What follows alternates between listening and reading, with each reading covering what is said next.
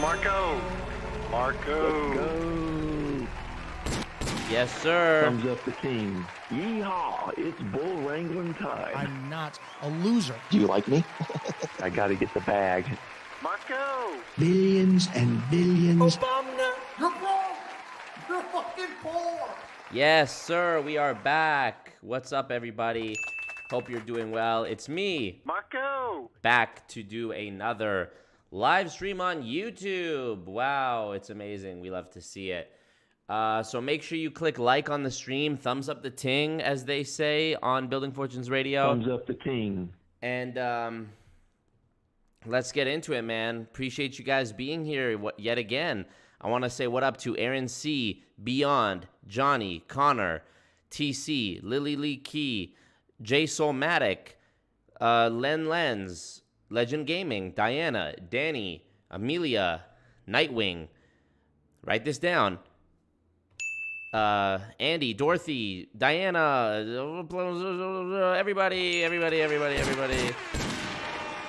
Yes, we are here. It is Saturday, our favorite day of the week, because it is Building Fortunes Radio Day, of course, and we love to see that. We love Building Fortunes Radio, don't we? And let me actually open up the link that Dave Vaughn posted in the Discord last week, which was a better link to their show, because you could put it on. You could increase the speed of it, and you could also, what was the other thing? You could increase the speed, and it was easier to navigate like the timeline. So I'm not actually even finding that right now, which is amazing. But we'll find it. Somebody will post it. We'd love to see it. In the meantime, y'all know you can thumbs up the stream and do all that part of it. What's up to all the members, all the mods? I really appreciate you guys being here. The Patreon support has been crazy, and I think it's only going to get crazier after this WFG Part 4 video drops. It's almost done. I was working on it today. Today's been a heavy work day.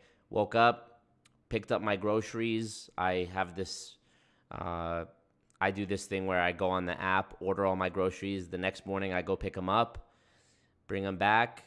They bring it out to the car for you. So it's not like, it's like the midpoint between getting them delivered and going into the store.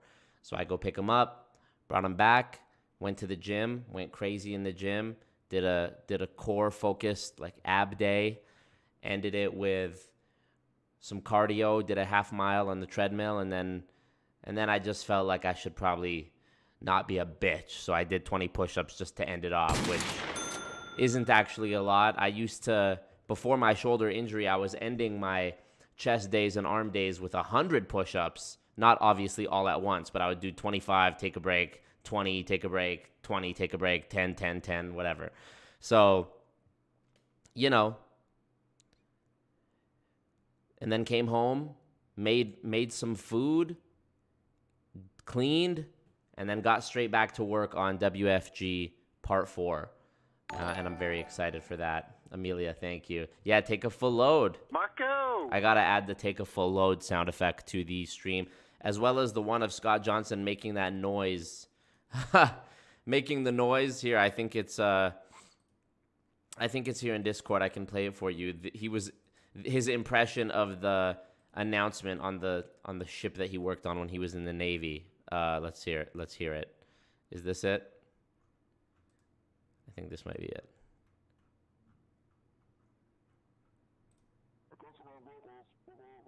No audio. We love to see that.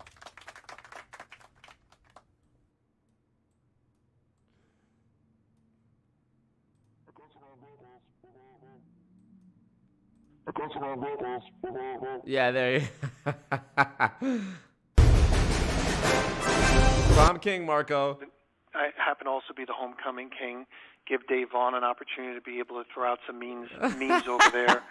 Homecoming king. I took a full load. There you go. There it is. Took a full load, baby. I took a full load.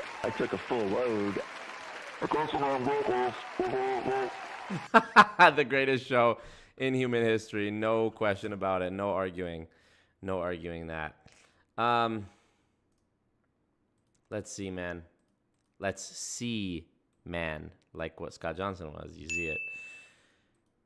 Let me mute the Discord sounds again so that it doesn't disrupt me. I don't like being disrupted.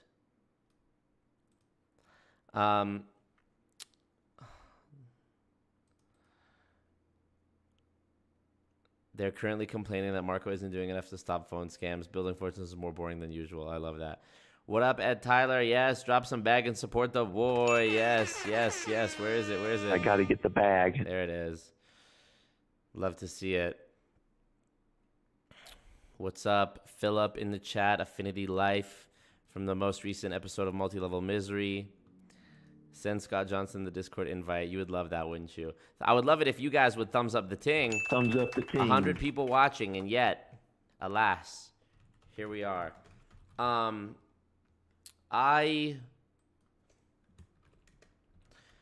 have to tell you guys, I wasn't sure if I was going to talk about this, but I'm going to talk about this, okay? So, and then we'll get into the Building Fortunes radio. I said very clearly when I came back, yeah, it's getting serious. I'm putting the armrests down. I'm putting them down.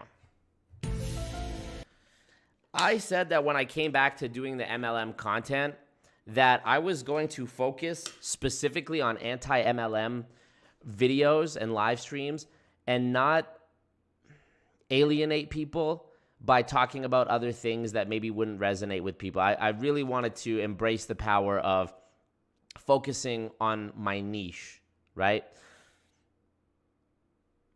It's for this reason I haven't been talking about politics, social issues, media stuff, really.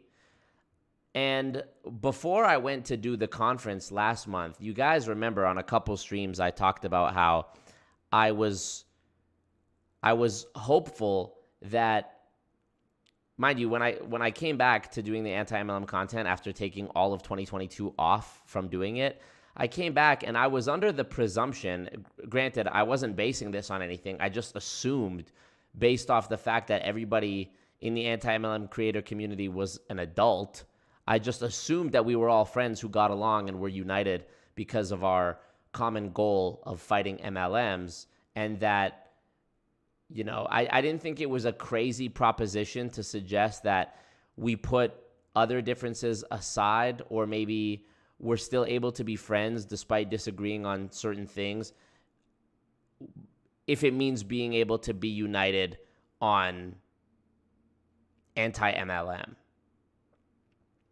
That was my assumption. That assumption was very quickly dispelled when I found out that leading up to the conference, there was strife between some of the anti-MLM creators, which really was heartbreaking to me because, there's so many people doing such great work. And for me to find out that there was, issues between people, then, that really made me sad. And I didn't think it was a good thing.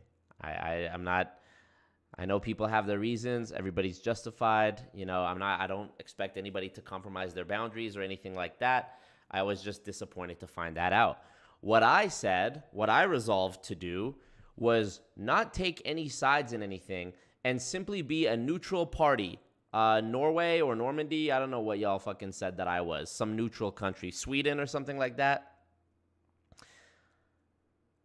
And I was going to be open to working with everybody, regardless of their audience size.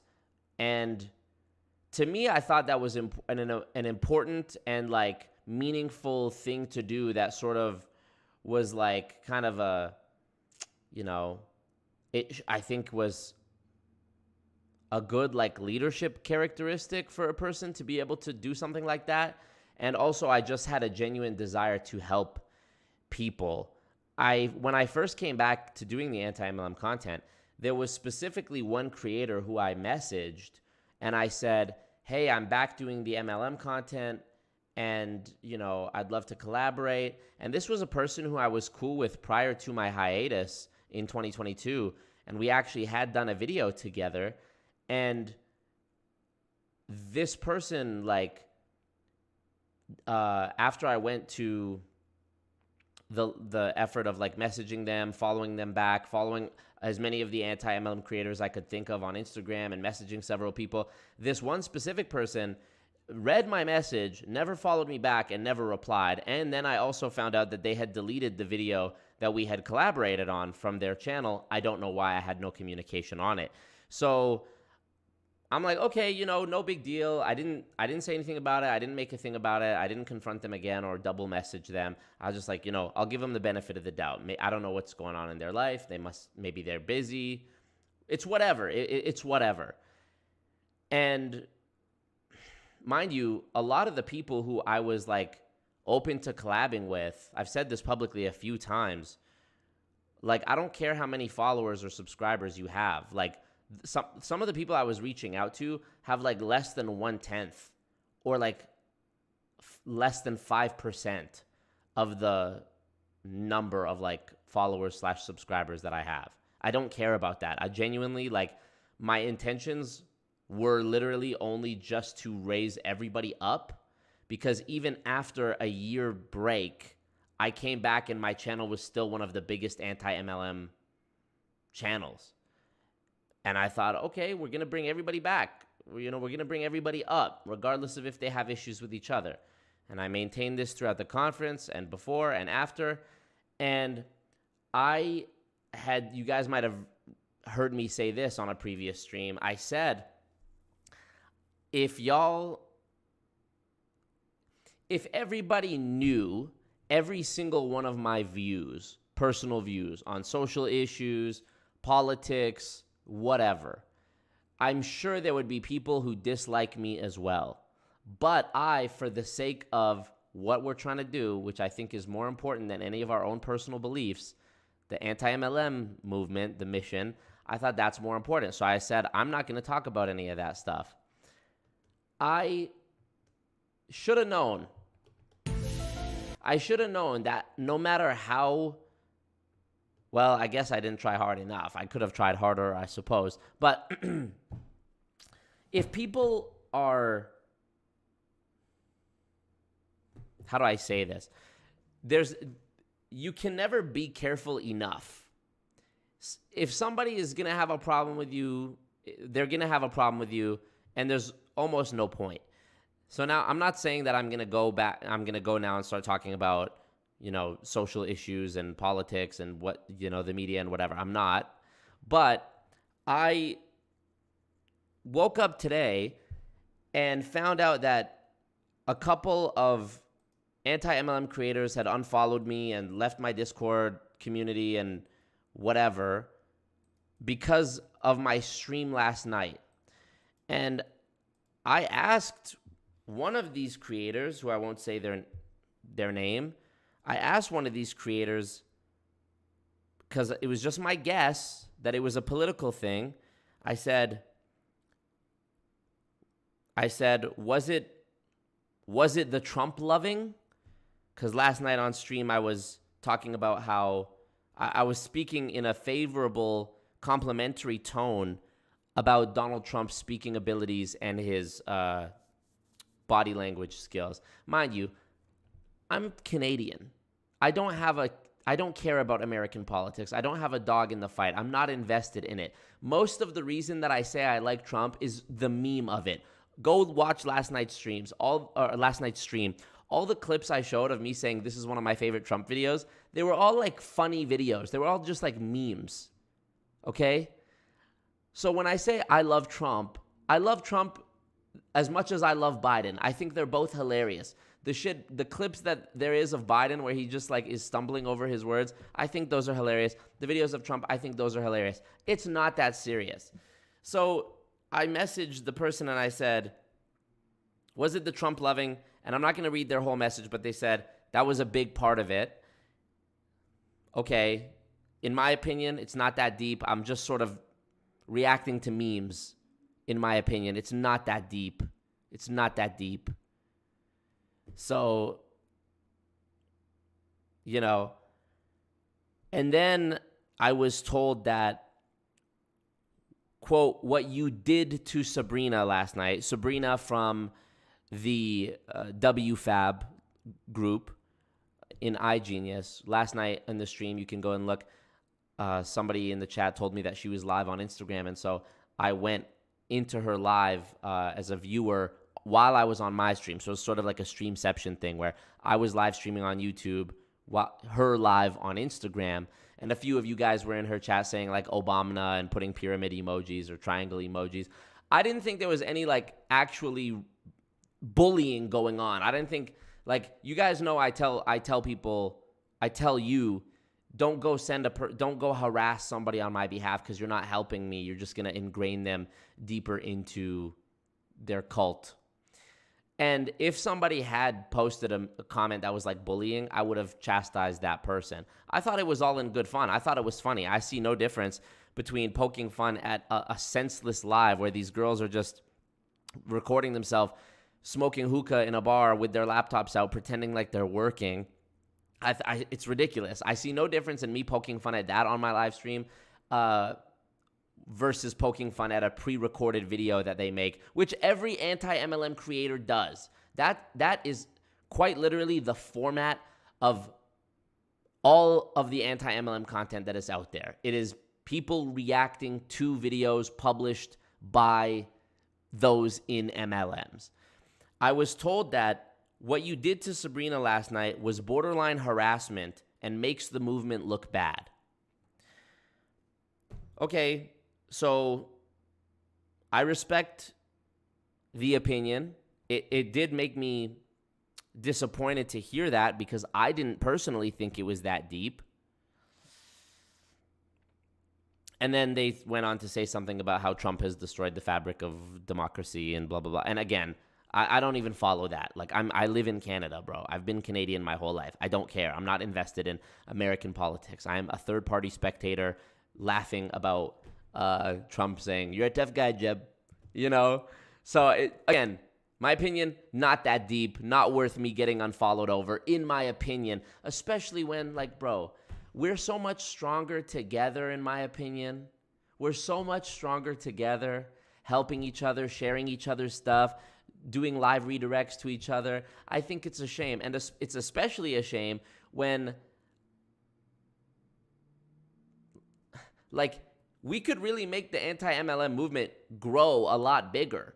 But even people who have a following a tenth the size of mine are more keen on putting their political disagreements with me over their mutual desire to protect people from MLMs. And I can't even really seriously say it's political differences because I'm just making fun of memes. I'm just laughing at Trump memes. I'm not actually out here being like, vote for Trump. I don't give a fuck. So, I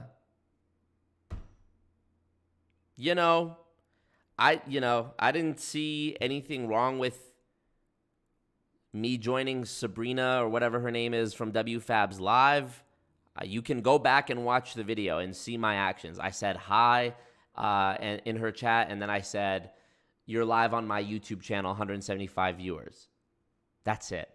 I didn't call her a bitch. I didn't go and say mean stuff to her. And also, the video we reacted to last night of the WFAB girl who recently joined it, who had like a daughter, you know, the one where it was like badly edited. I sent that girl a like minute-long video just privately of me talking and saying like, "Hey, I protect people against like multi-level marketing companies, and I saw that you mentioned you have a child, and I really think it would be beneficial for you to hear maybe what I've got to say. If we could have a conversation, that'd be great, because I don't want you to, you know, put you and your child in a precarious situation," and da-da-da-da. And that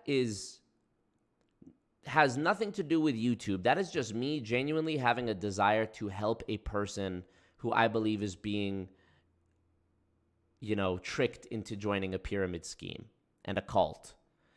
When it comes to Sabrina, who is one of the leaders of WFAB, I have a little bit less sympathy because she's been doing this long enough. She has heard all of the criticism.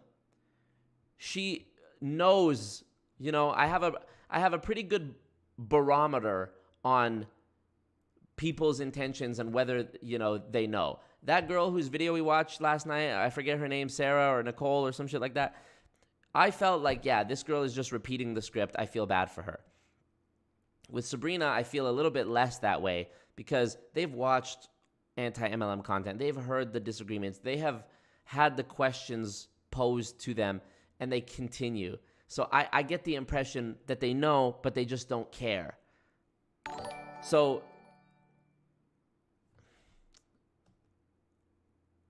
okay, I'll look into that, the annoying salt. So, what y'all saying here? Yeah, thumbs up the stream, y'all. Thank you, Specs. Thumbs up the stream. So, anyways, I just think that's a shame. People are unfollowing me, and it makes me feel like, you know what? I almost was remiss to even dare to say that I was going to be a neutral party. You guys may remember, prior to the conference, I said, hey, everybody, I've been a full-time YouTuber for almost 5 years. I have a channel with almost 60,000 subscribers at that time. All the beefing with each other and whatever, just so y'all know, I don't need it. I could go back to how it was in 2019 and 2020 and 2021, where I didn't even know there was an anti-MLM community, where I was just doing my own thing, dolo, making my own videos. I didn't follow no anti-MLM creators on Instagram. I didn't collab with nobody. I just did my own thing. I said, I don't need this. I could go back to doing my own thing, and even after a year off, I'm still one of the biggest anti-MLM creators. And funny enough, when I first made my first MLM video, some of the people who make anti-MLM content now hadn't even joined the MLM that they would go on to join and then rise to the top of, and then realize what was going on, and then quit, and then start making MLM content. And even then, after a year break and me coming back, I'm still doing my thing. So I was very clear. I said, I don't need this. And I think I'm going back to that, y'all. I think I'm just going back to that. I tried. I put my best foot forward. But going forward, I don't think I'm going to collaborate with anybody unless they can make clear to me they are actually not involved in any sort of the squabbles or like interpersonal beefs that go on. And I think that's a real shame. I don't know why it is. I genuinely am completely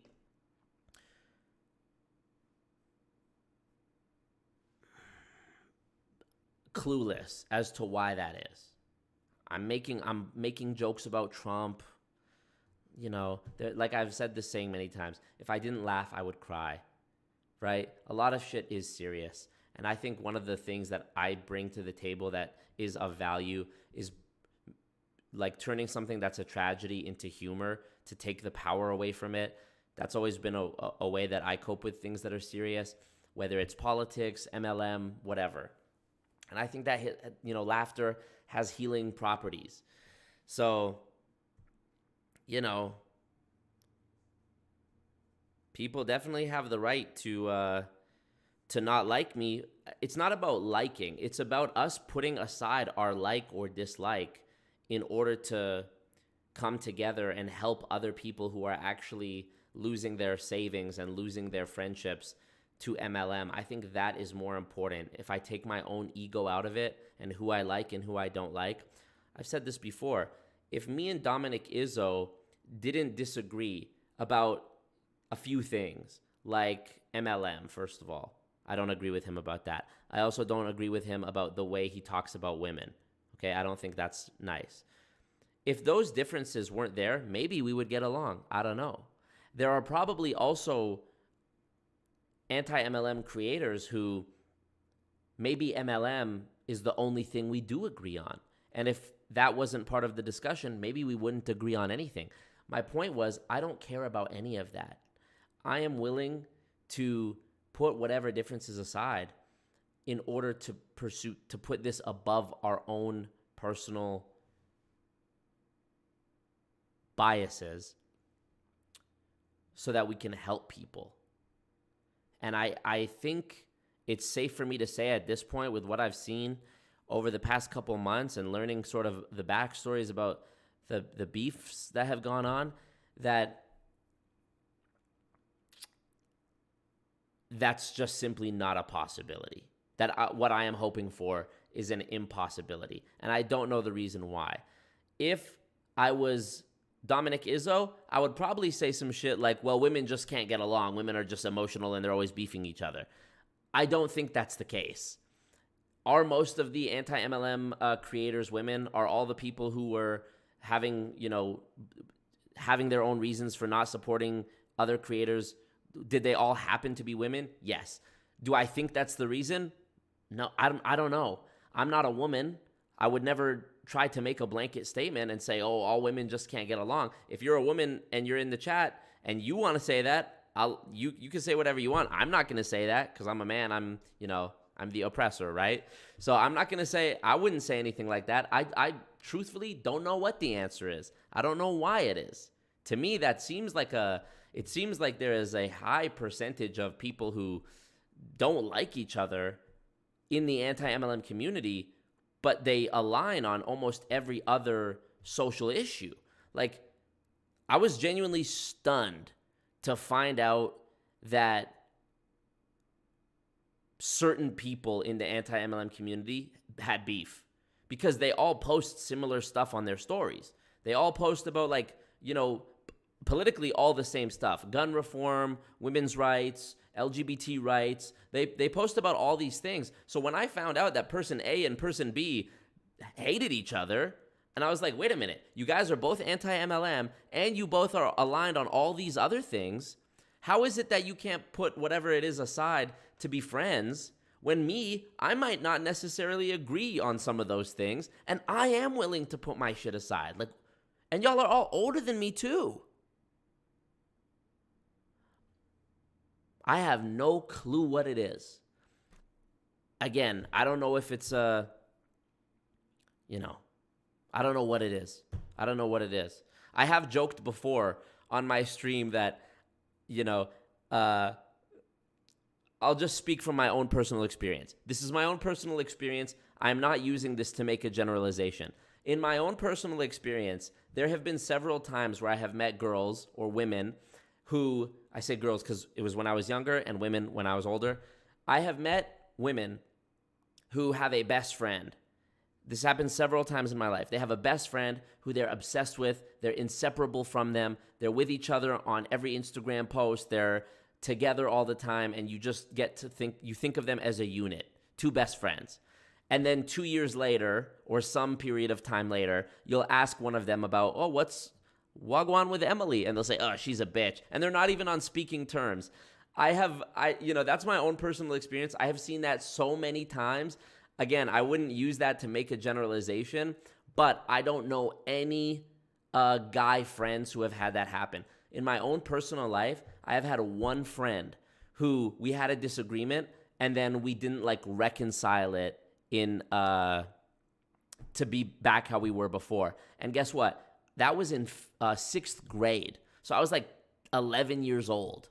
And even that friend, we still had mutual friends who, when we would go to the mutual friend's birthday party, we would chat and be like, oh, what's up? How are you? And play games and stuff. So I wouldn't even really count that one.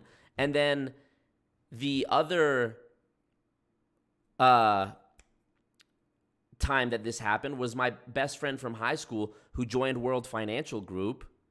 And even after he left World Financial Group, he was displeased with the fact that I made a video about World Financial Group. So, but even that wasn't us having a falling out because we had squabbles. It's because he was brainwashed by a pyramid scheme, and I wasn't, I didn't support him. I wouldn't even really count that one either. So, I really don't know what it's about. Like I said, I was very saddened to see that people who I respected and admired for their work with anti-MLM were, at odds with each other. And I did not and do not care about people's follower counts. I truly just had the best of intentions to literally help raise everybody up. I have, my infiltrating a pyramid scheme videos have always brought huge attention to anti-MLM.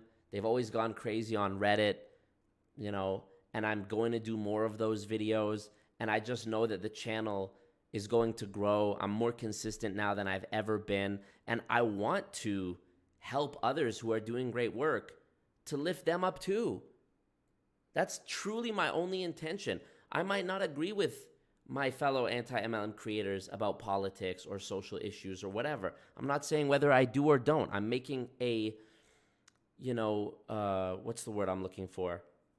I'm making a conscious decision to not publicize that stuff because I don't want to alienate people. I want everybody from as many different walks of life and backgrounds as possible and beliefs to be able to enjoy my content without having to worry about, oh yeah, but Marco, I would love his content, but he loves Trump. It's not even like that. It's just memes, okay? It's just memes. I'm just making a joke. I'm just laughing at it, okay? So,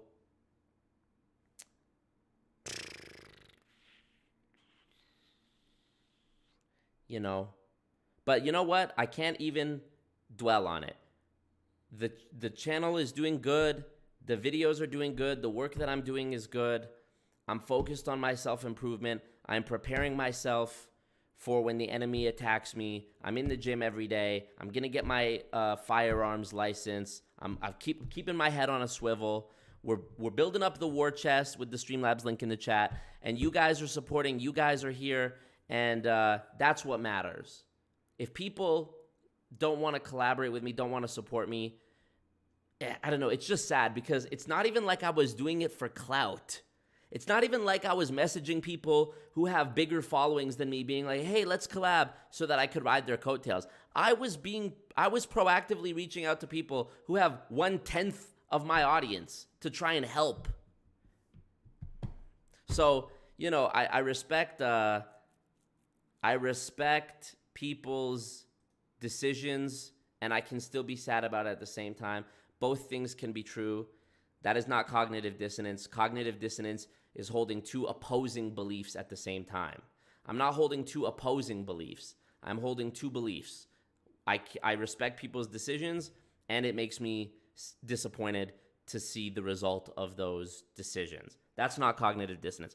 Cognitive dissonance would be me saying, I respect their decisions, and I don't respect their decisions. It can't be, those conflict. So, but I appreciate y'all being here, man. I really do. Do you like me? I gotta get the bag.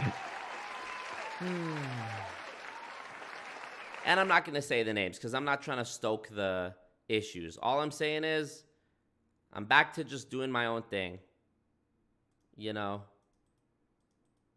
So. But let me see I want to read what y'all are saying about this. You can't always win everyone over. So true. So true. I'm going to keep doing my Trump impressions. I don't care. What up, Stephanie? Glad you could be here for the live. I always enjoy seeing your comments on the replays after they get posted. I'm not gonna say who it was. I'm not trying to beef anybody. Genuinely, I love everyone.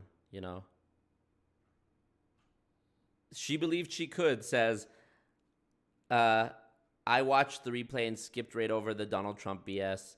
It's annoying. That's not what I come here for. I respect your opinion. I had fun with it. But hey, that's the beauty of YouTube. No one's forcing you to watch. And I also think I'm pretty good for putting the chapters on videos so that you could actually skip over that section very easily too. So Amelia said, I thought everyone knew it wasn't that deep. I thought so too, but I got a long paragraph in my Instagram DM talking about how Donald Trump is, destroying the fabric of our democracy and this, and I'm like, bro,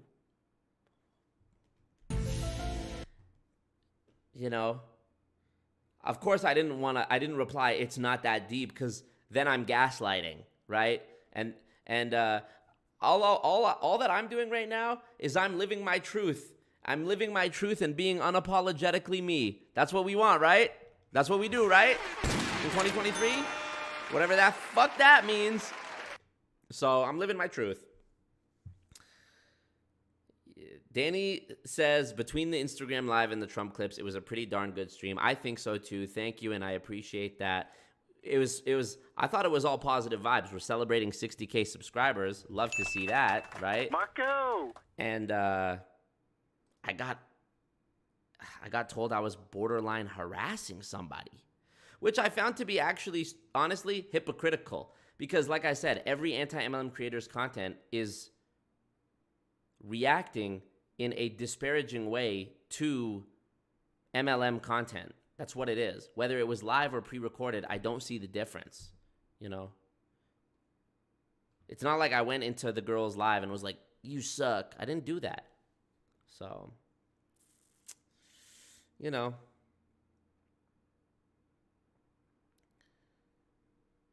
Ed Tyler says, you've always told us not harass the people you talk about. You don't support bullying. That's so true.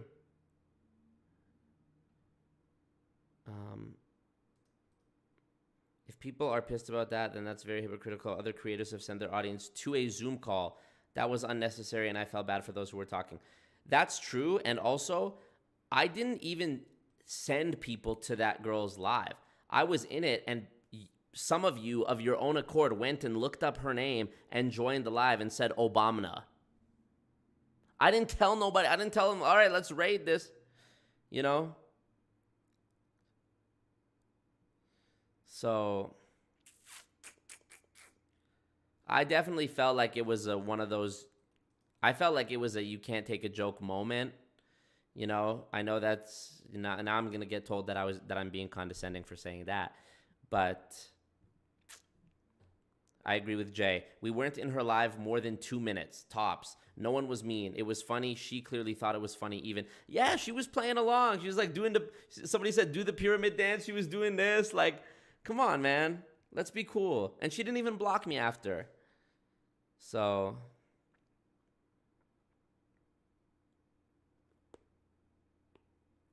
Jay says, also, I think it's pretty clear you like Trump as a meme and a spectacle. Good Lord. The only non-facetious, like, unironic compliment that I gave Trump was that he was skilled with body language. I think that, like, really? I'm gonna get in trouble for that? In terms of policies, here's the big kicker. I don't know dick about Donald Trump's policies. I don't know anything about American politics. I'm a Canadian. I live in Canada. I don't even follow fucking Canadian politics. I'm too busy doing this, streaming 3 nights a week and editing videos and trolling World Financial Group at the mall, you know? So, damn. So, thank you, Stephanie. She says, you literally have multiple Trump sound bites that we request every day. It's not unheard of for you to talk about him. Of course. Oh, fuck. Excuse me. Thank you. Yes, Bad Dog Sports. I did reach out to Taylor. I did, and I hope she reaches back out.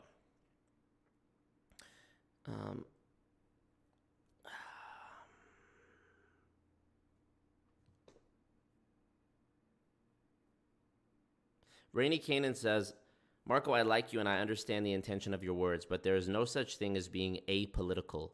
It's impossible to be so. I agree.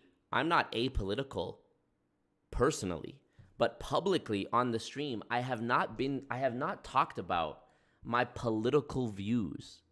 So as far as y'all are concerned, I'm apolitical. That's the point I'm making. Personally, yes, of course I have opinions and views, but that's not what this is for. My purpose on YouTube is to educate and protect people and have a silly goose time regarding multi-level marketing. That's what I'm here to do. Marco! So, multi-level Marco ting, am I right? Thumbs up the ting.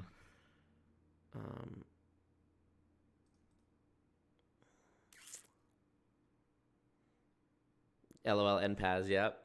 Back to James the Satanist's cat pee house. That's a throwback 2019 reference right there. Tasha says, not going to lie, Trump is very triggering for me, and I did dip out last night. Respect, but I still support you, and I have no intentions of unfollowing. I respect that. Respect the fuck out of that. Thank you. I appreciate that. It's the beauty of YouTube, you know? Thumbs up the ting, too. That's the beauty of YouTube. I'm not going to say who it was, bro. Mayra L says, just keep it solo, honestly. Yeah. TBH, bro.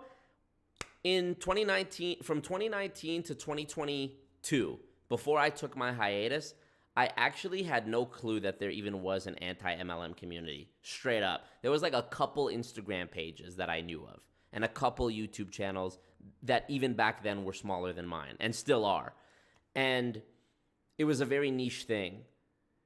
Coming back, I was like, you know what? I'm going all in, and on top of me going all in on my own channel, I'm going to lift everybody up with me, and we're going to go to the top together. Now, I'm back to doing it dolo. I'm back to doing it just me. So there you go. And it's all good. Amanda says, I had to leave the stream last night after the Trump stuff, but I am trying to get past the implications of it. Well, again, that's why I'm on here tonight offering clarification. I don't actually like Trump. See, even this sucks. Because when you have to explain the joke, it's no longer fun. Right? But I am doing it because, people's feelings are valid, and I want to give you guys, I'm not saying that you guys are just whining about it. I'm genuinely trying to address the concerns. I don't actually like Trump, okay? I don't actually like Trump. I'm just, doing it for the memes. I have this Joe Biden sound effect on here too. Where is it? Chocolate chip. Oh, yeah. Where he says chocolate chip. And I have Obama. It's all just memes, bro. So, X Gonzalez says, hey, Marco, it's your drug trafficking brother, Narco, just stopping by and saying hello. Thank you for that. Hey, Marco. Appreciate that. By the way, there was a donation from the Annoying Salt, and the Annoying Salt said that his comments are not showing up on stream, which is very strange to me. He said, sorry to interrupt. Can someone confirm they see my comments in chat? By the way, all we did is say Obama, nothing wrong. You do it usually when you view their videos. Huh. How do I, if the Annoying Salt is hidden on my channel, how do I fix that? I guess I would just have to go into my YouTube Creator Studio. All right, I'll do that for you, Annoying Salt. I'll find it. Apologies.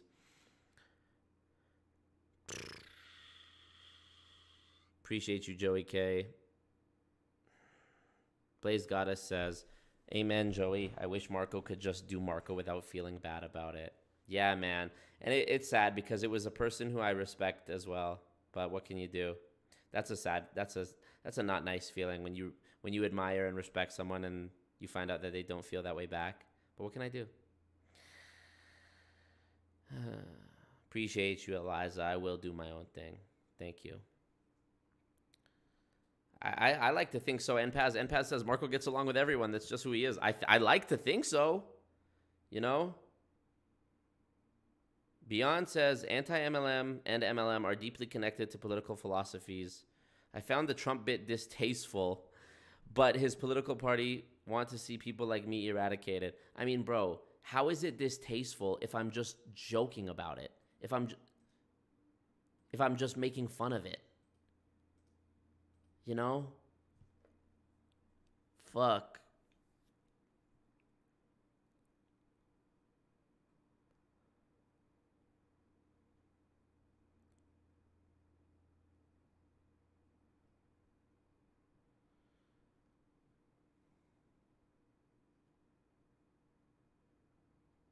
LOL, the dead goon PowerPoint. Lisa Marie says, I loved last night's stream and I despise Trump. All right, well, there you go. Well, I guess different strokes for different folks, I guess. Yeah, boothing, I agree. A handful of people were uncomfortable with the Trump stuff. They dipped out. It's fine. Who cares? You have a large audience. We're fine overall. So, yeah, Appreciate you, Johnny. Johnny says, you're good, Marco. You be you. Some of y'all seem to not understand that Marco was joking around. I'm a social worker. I hate Trump, says Dana Rose. I'm also part of the queer community, and I thought it was funny. Appreciate that. Harassment, they should see what a chick MGL, I don't know what that means. Bad Dog says there's guys in the sports community on YouTube who root for the same team, who have beef. It's amazing to me. Jealousy plays a part in it. Jealousy doesn't play a part for me. I'm one of the biggest anti-MLM channels reaching out to people with, 1,000 followers to try and, like, collab. The fuck? Oh, man.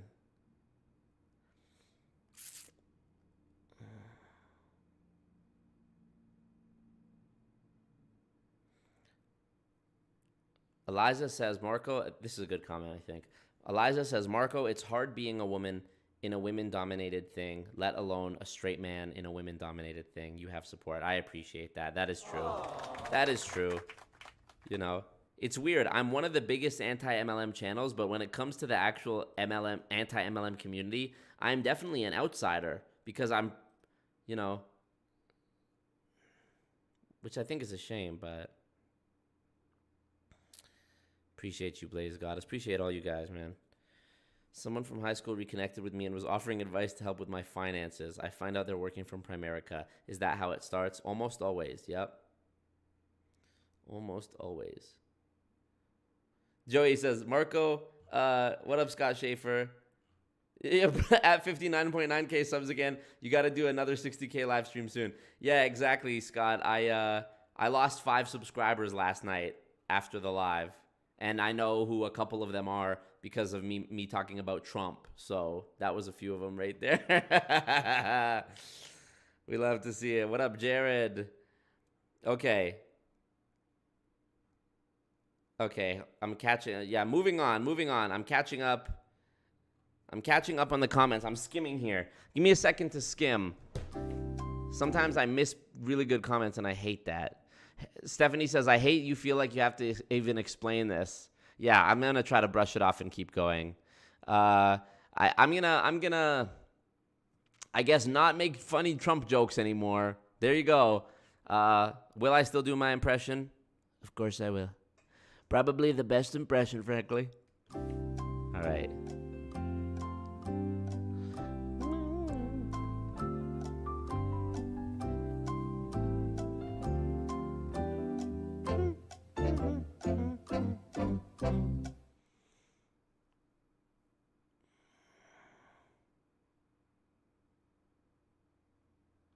But that's the beauty of YouTube. Again, like I said, people can unfollow if they want, and I respect that.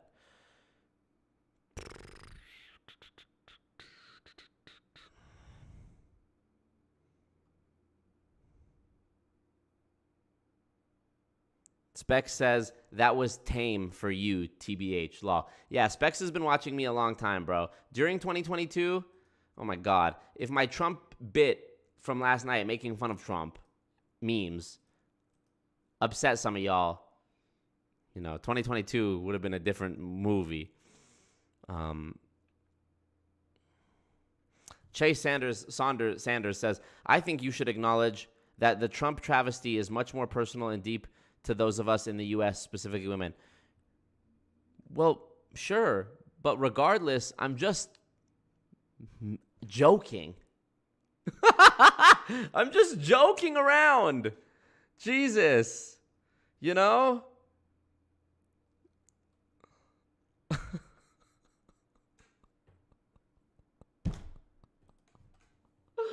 It's 2023. What a world. I can show you the world. Shining, shimmering, splendid. I could literally be a Disney fucking voiceover like Prince if I wanted. Straight up. Marco! So true, so quiet, so true, frankly. It was all in good fun, and I appreciate y'all, and I got canceled by a couple people, but it's all good.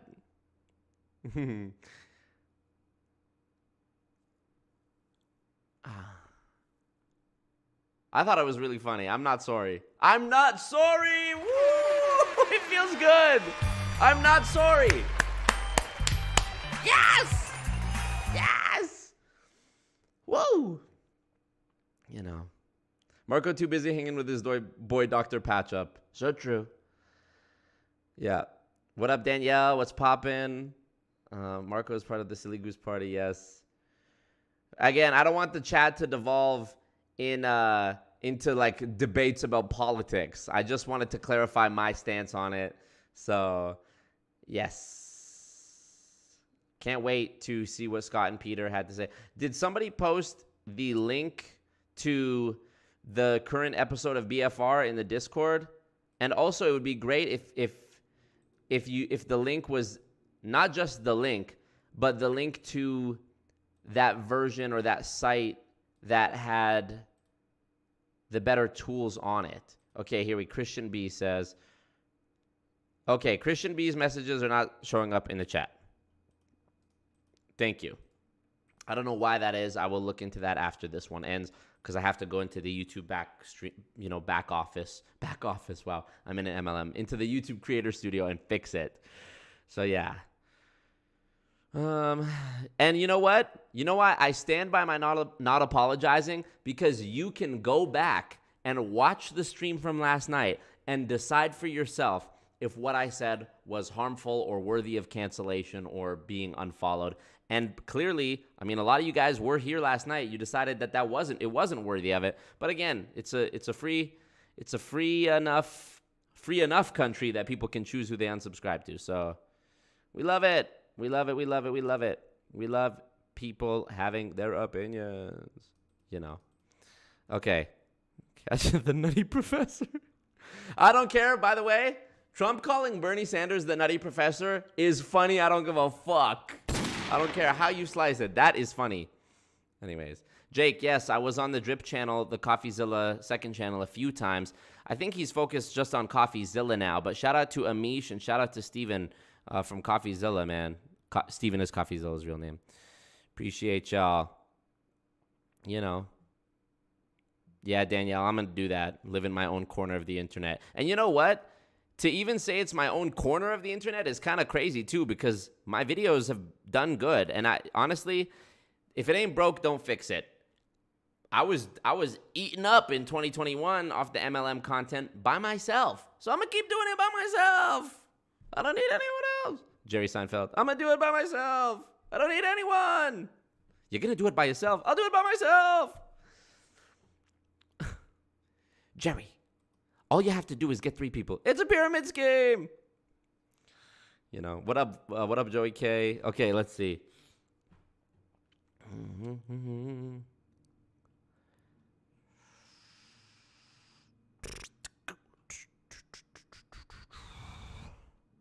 Appreciate you, Lucy, Gerardo, Amelia. Don't lose the Obama. I will not. I will not take away the Obama. So true. So true. Oh, man, what will you do with 5 less followers? Exactly. Exactly.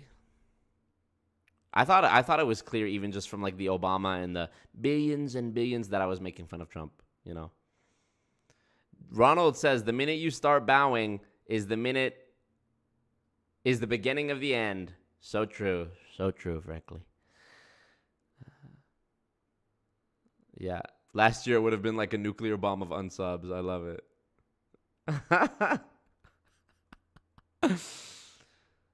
I can show you the world, shining, shimmering, splendid. I guess it's like what I told Scott Schaefer last night. If you do a live stream and 50 people unsub just because you were live, fuck them. So if I lost 5 people, fuck them. You know. Amy Albert says, I do love the level of cognitive dissonance Scott and Peter are feeling about the creators who unfollowed you. Oh, are they talking about it? How are they talking about it so quick? Are they reacting to my live as it's happening? You know? Crazy. All right, I'm almost caught up on the chat here. I'm almost at the bottom. Sorry, there's too many people.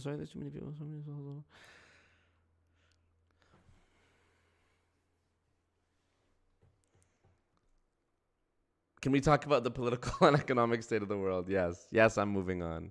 BFR time, yes, you guys.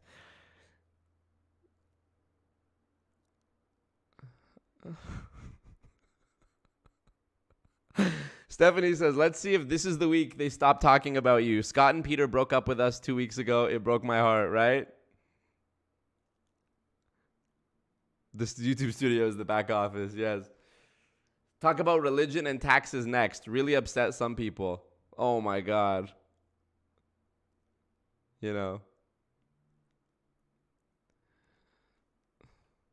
Crazy how selective the outrage is, too. Me making fun of Trump was the thing that did it for some people, but when I called Ray Higdon's wife the C word and impersonated her to no end, how are you going to do that? Doing all that shit, people loved it. But when I go, so true, frankly, and I say Trump is a G and he has good public speaking skills and, oh, you're a tough guy, Jeb. You're a tough guy, Jeb. That's the final straw. Make it make sense. You know. Big Donald, yeah, Specs, that was great. Little Marco Rubio. I don't give a fuck. I'm not sorry. I'm gonna keep rocking with the Trump shit. Fuck y'all. Love you guys.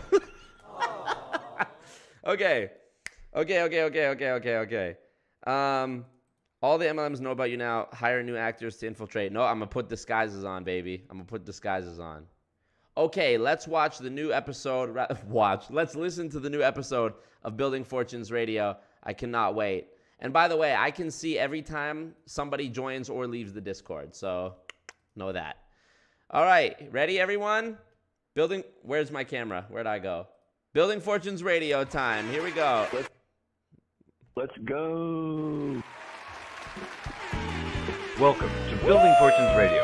Make sure you check us out at buildingfortunesradio.com. Along with our marketing partners, we're here to help our PM Marketing Network Lead customers build their businesses and make the world a better place. At Building Fortunes, we know how much your business means to you and the people important to you. So spread the word, tell a friend, join our newsletter, and go make a difference in your world. Now on to our show with your host, Peter Mingles. I gotta get the bag.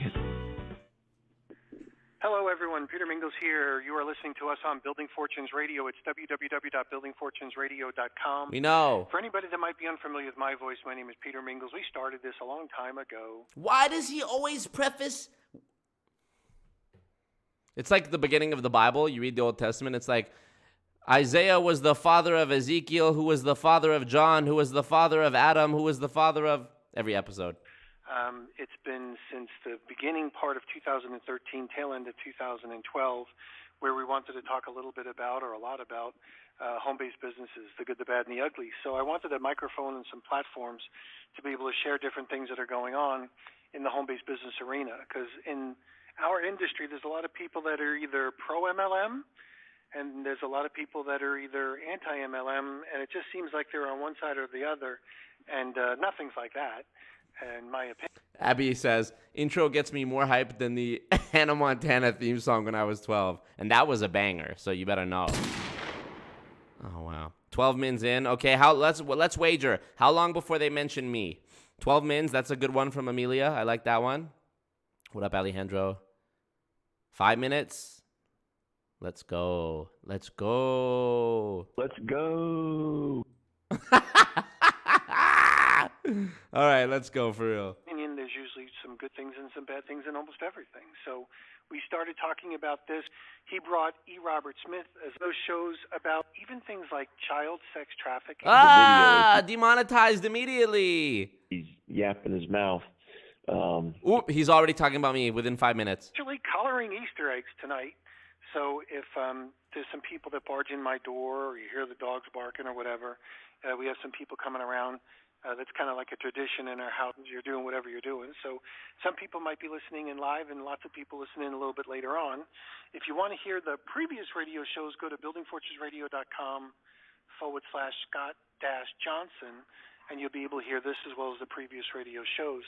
Let's go. If Let's I get a little bit fucking go. interrupted or you hear some noise in the background, thumbs up the stream. We're potentially coloring Easter eggs tonight.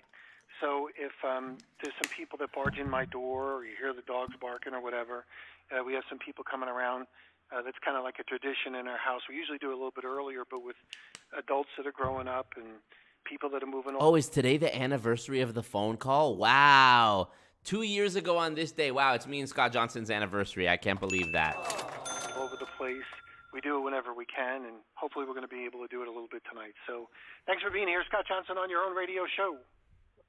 Hey, Peter, thanks for having me. I really appreciate it. And before I forget. Thanks for having me on your own radio show. Made it up. Because I've been meaning to say this the last couple of weeks, and I always forget. But about 2 or 3 weeks ago, Marco was doing one of his... 5:34. That's how long it took them to mention me, and I think that's a record. I think that is a record for how fast. Genuinely, I think it is. Holy.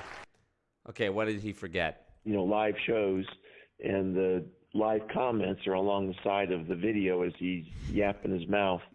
And as we know, he calls himself always Marco. So true. On YouTube, but he's really always stupid Marco, or always stupid Marco the Narco, however you want to word it. But in one of those videos about 2 weeks ago, maybe 3 weeks ago, and this happens quite often, people are making comments that have nothing to do with what he's saying. They're having these side conversations that are just completely different topic than what he's talking about, because he's so interesting, of course. And so one of the At least I have viewers, pussy. threads was, because Marco is a former cocaine dealer. There you go. Made a whole video, like 3.5 hours. So it's not me saying this, it's him saying it. Now he's taking it down because he's not real proud of it, but that's a fact. Scott is the type of guy to take you to a restaurant and break up with you in public.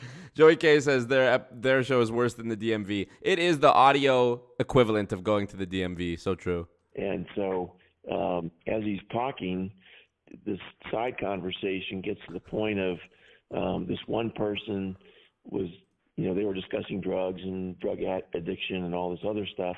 And this one person pops up and he goes, "Oh, yeah, I just buried my stepbrother yesterday because of an overdose on drugs." And Marco just kept going right on, And Marco loves to look at the comments. What? I don't see every comment, bro. There's like a couple weeks ago, I think those streams each had like 250 to 300 people live. You think I read every comment? So here we go. This is a new angle for them, is that I'm a heartless, criminal because I don't read all the comments. Wow, I love this. By the way, he doesn't ignore comments. He often refers to them and even stops his show to say, "Oh, let me look at the comments and catch up again." So I know he saw it, but he totally ignored it, of course. No more side convos, guys. Keep it focused, New rule. Because that really wouldn't look good, as a former and probable current cocaine dealer, to be that person, not that individual, but that kind of a person that would cause that kind of a result. And so I just wanted to point that out because a lot of people are not going to see that, but I did. So anyway. I'll move answer on. that. Yeah, go ahead. No, you could move on. I'll just kind of jump on top. Go ahead and comment, then I'll move on. Then, because Marco doesn't know how to tell the truth, right, and he always delivers his version of whatever he thinks people want to hear.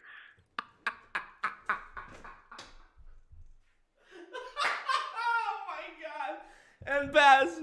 NPAS, you guys, oh my God, I'm laughing because of NPAS's comment, bro. One thing about NPAS, if you see NPAS in the Discord, give him one of these because he does not fucking miss with his comments. He said, "I buried my stepbrother yesterday." Marco reads it. In his head, good. Yeah, like I was sitting there reading the comment about somebody having an overdose thinking, my plan is going exactly as I expected. Oh my goodness.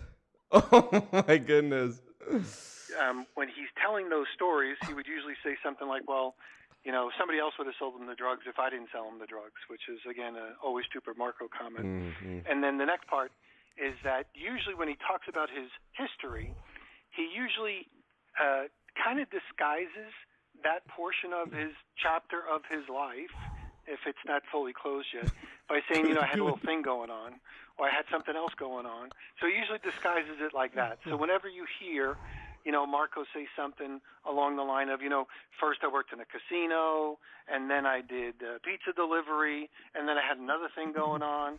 Whenever he says he had another thing going on, he's usually referencing when he was selling drugs. So just for those people that know, you have to really understand that Marco does not know how to tell the truth. Number two, he always tries to make himself look better. I guess it's normal but pathetic, because usually what he does is he says, I had this little thing going on, or there was something else going on, or when me and Philip were doing our thing.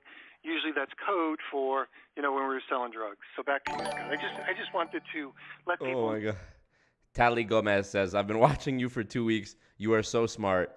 So true. Marry me. Marriage is a cult. Join me. Thank you, Tally Gomez. Really appreciate that. Marriage is a cult. So we'll talk. Appreciate that. Oh, my God. The DMV is an amusement park compared to this. I love this. I know that because Marco usually plays us on his radio show. So his listeners, we don't want to have that go straight over their head. My radio show, We want to make sure they're in tune with the kind of person that they're listening to and donating. And Baz, man.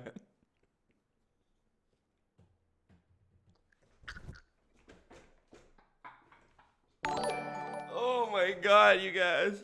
I just know Scott is watching and making bullet points for the next show right now. Totally. Me watching somebody say, I just buried my stepbrother. Good. What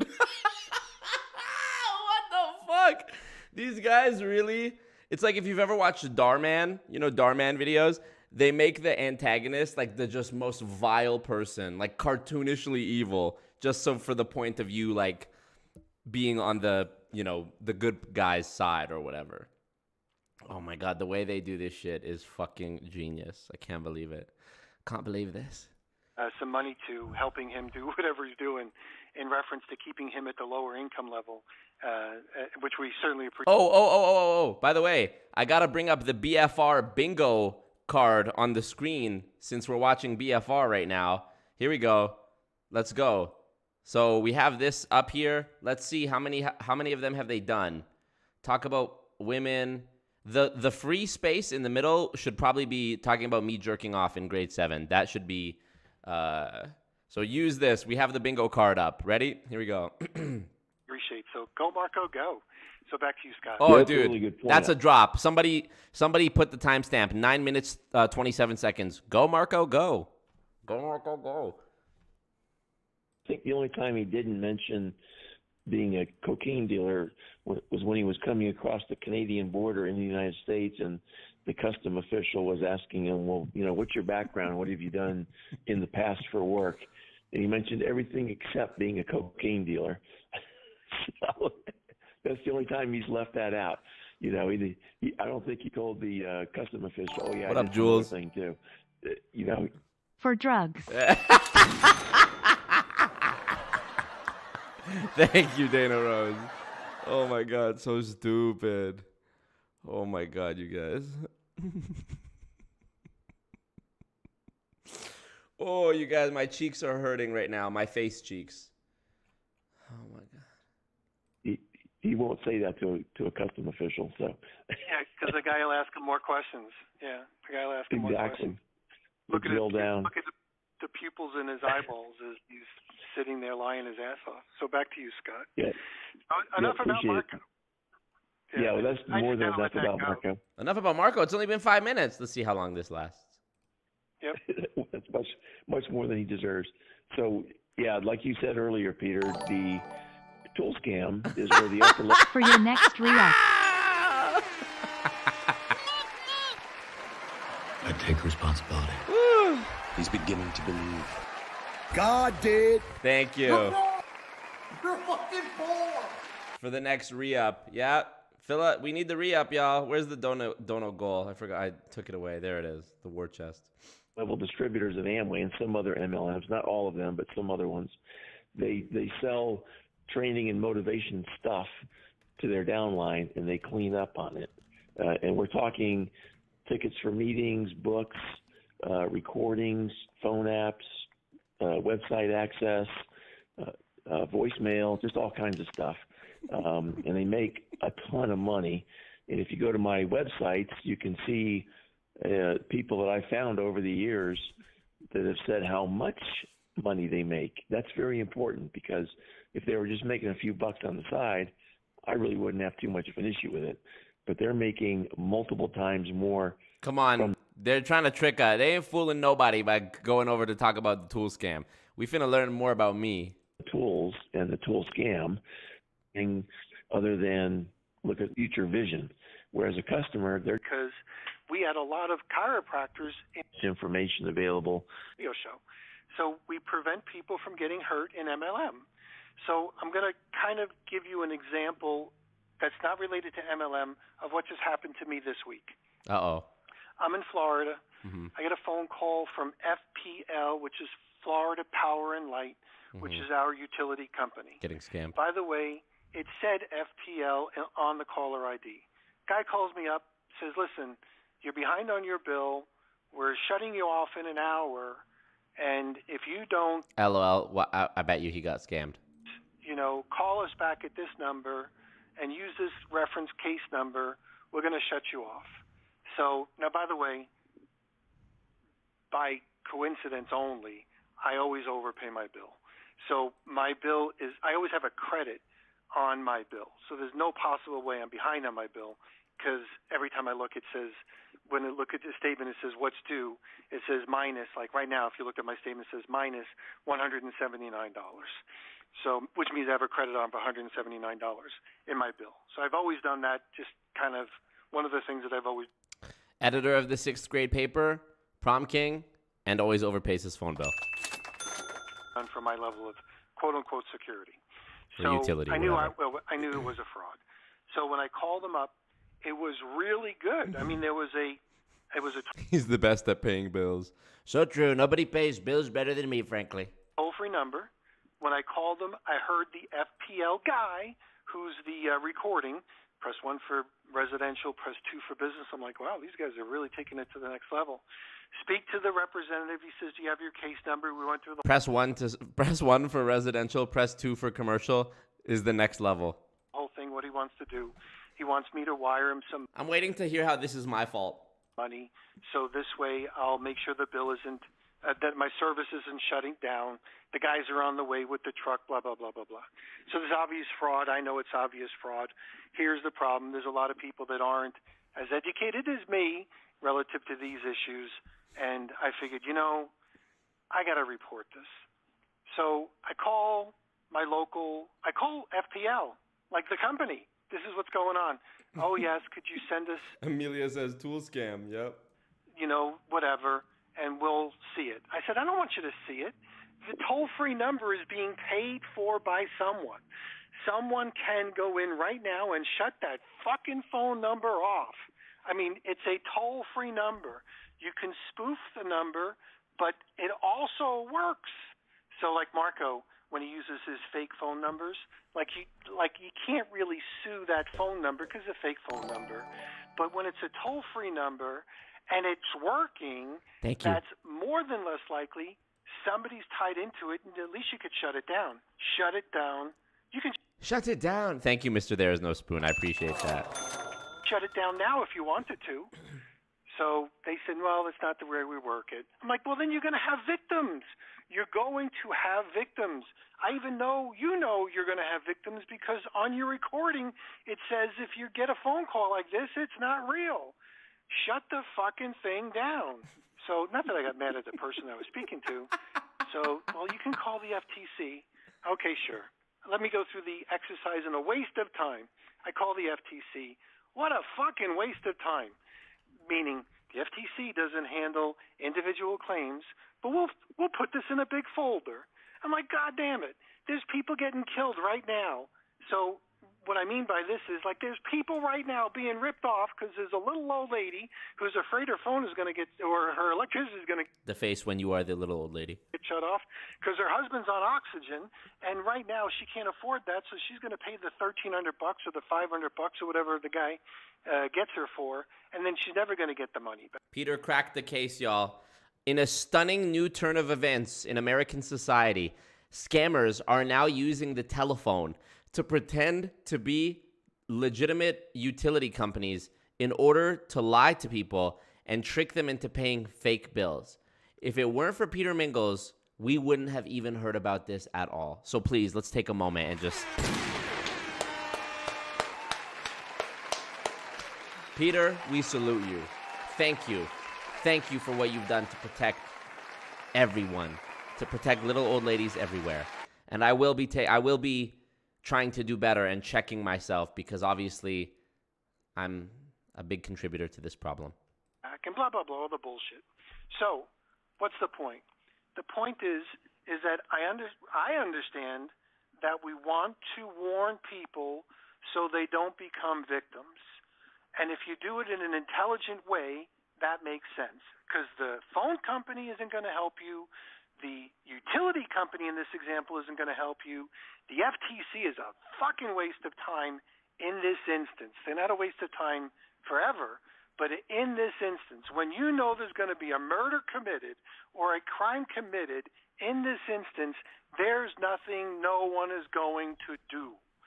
So you have to warn people ahead of time so they don't fall for those things.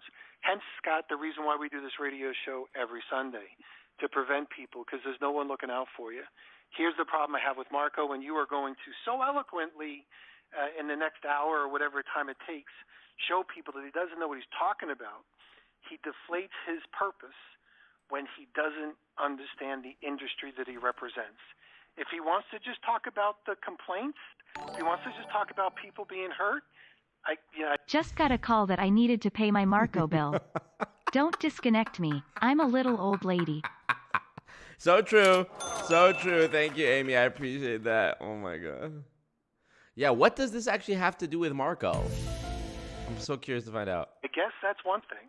But when you start talking about the industry and you know nothing about the industry that you think you're an expert of, like I demonstrated before with Burn Lounge, he doesn't know who Dr. Scott Elliott is. He doesn't know what the history it is. He doesn't know what the landmark was in the Burn Lounge case. He doesn't know anything that's going on in a lot of those other issues that we bring up on this radio show. When you don't know your industry and you talk about your industry, you reveal how stupid you really are. So that's one of the things I just wanted to mention, Scott, with an everyday example that just happened to me this week that we're going to be able now kind of transpose to all the wonderful things you're going to tell about how crappy Marco's conference presentation was. So I'll stop and I'll let you continue. Yeah, that's an excellent analogy. The only other thing I could think of was maybe calling the police. They might be able to do something quicker. Maybe not. They only do it after the fact, because I called the cops too. I called the non-emergency thing, and she says we can only do things after a crime has been committed. If they stole money from your account and it's gone, we can do a report. And I said, just think of how frustrating I am as a consumer.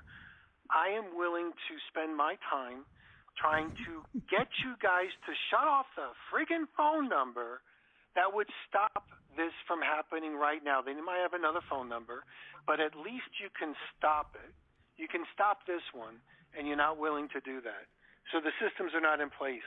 So that's why we do the radio show, Scott. So, because the only way you can handle this is don't become a victim. Don't become a victim. But then again, Scott, we educate people. We don't miseducate people. So back to you. Yeah, and of course the bad guys know this, right? The bad guys know that all the law enforcement is very slow to react, if they react at all, until after the fact. And most people are not going to complain even after they've been ripped off because they're so embarrassed. And the bad guys know that too. And so do the regulators and law enforcement. Everyone knows this, but they don't do anything about it. It's incredible how just paralyzed people are, whether it's the victim or the law enforcement and regulators. They just don't get it, and it's really unfortunate. And of course, what the bad guys know how to do is they'll do this for a month or two, and then they'll change and do something else. Let me see something. Bad Dog Sports joined the Patreon. Thank you, Bad Dog. Appreciate you. Big Dog Sports. Appreciate that. So Bad Dog, you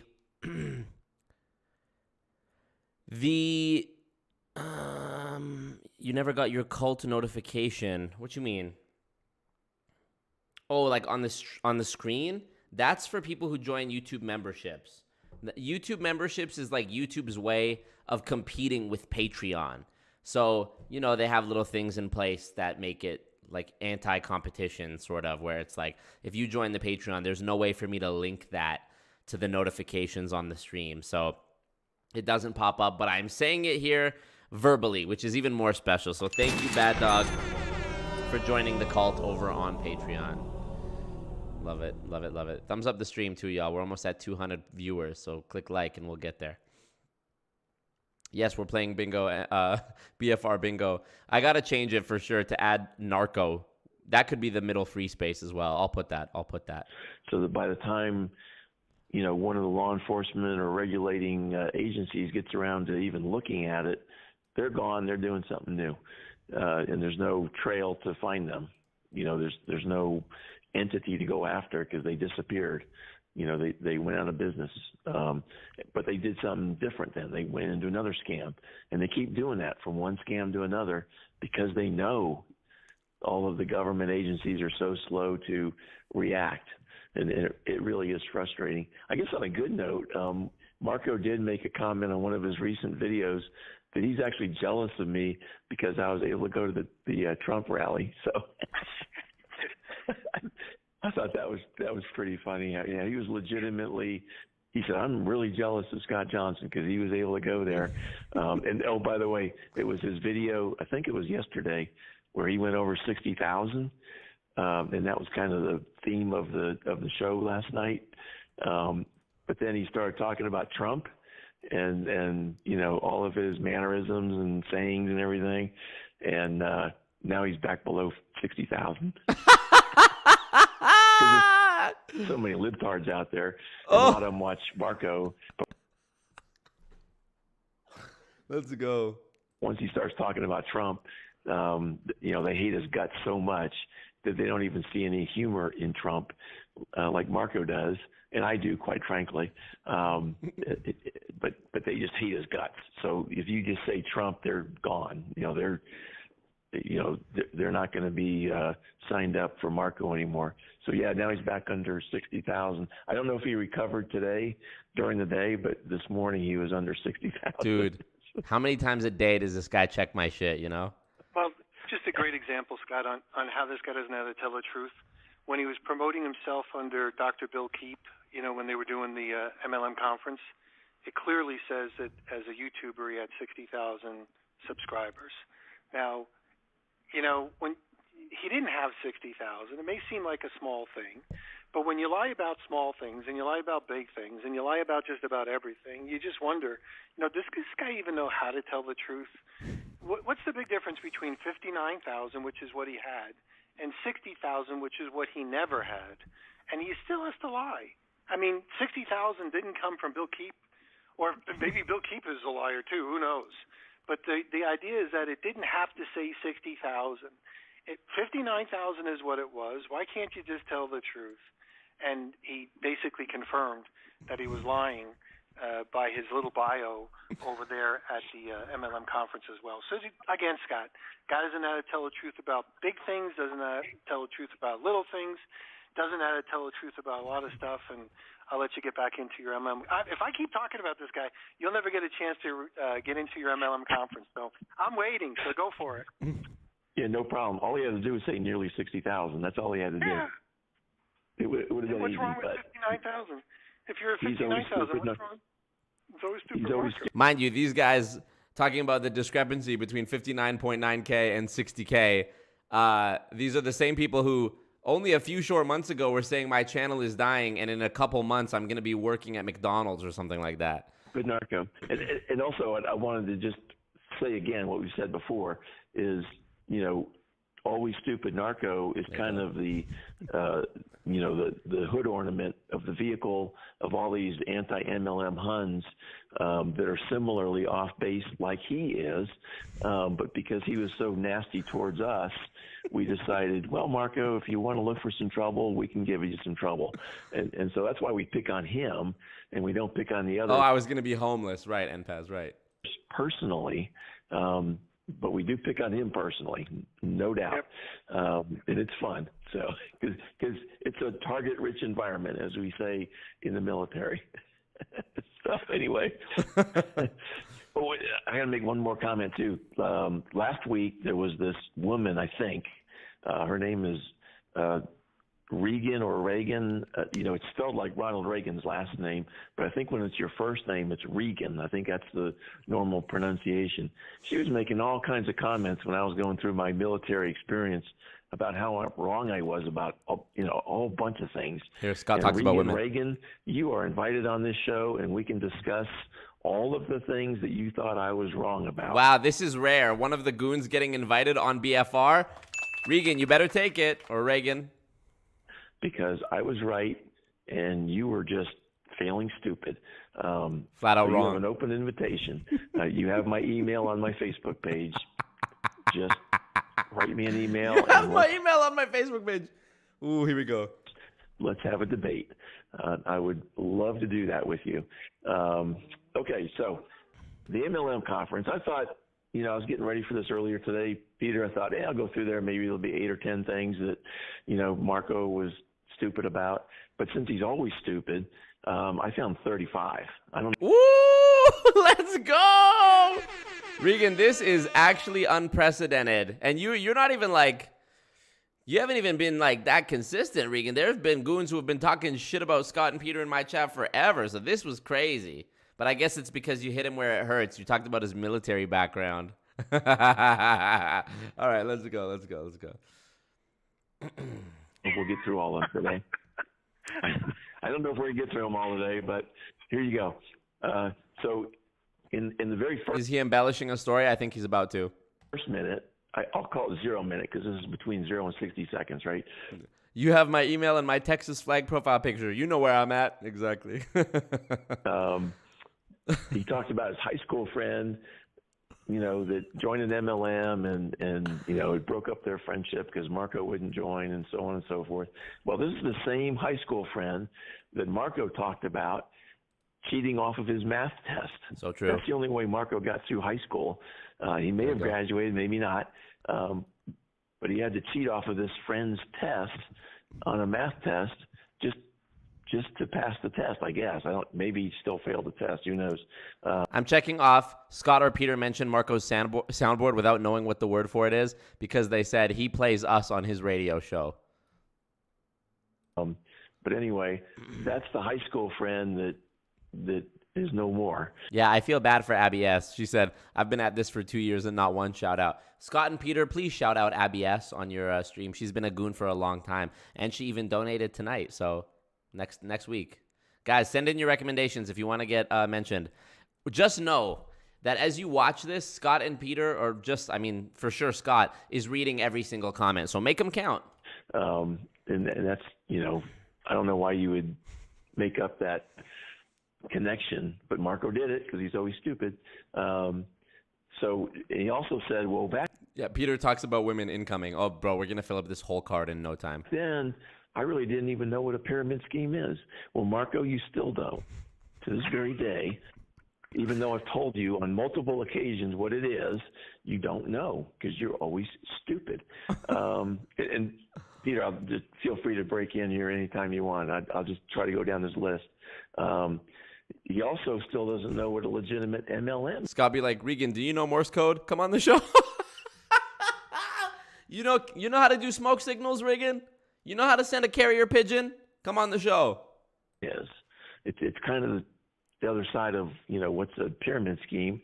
But he still doesn't even know what a legitimate MLM is. Now, most MLMers, or I should say anti-MLM Huns, when I say you don't know what a legitimate MLM is, they scream and shout and their eyeballs are bulging and their hands are frantically shaking in the air and they go, there's no such thing as a legitimate MLM.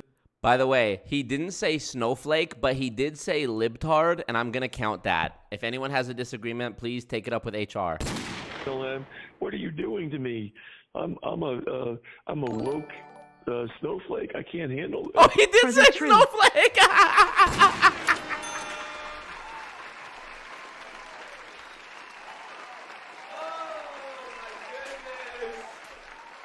Not make this shit up.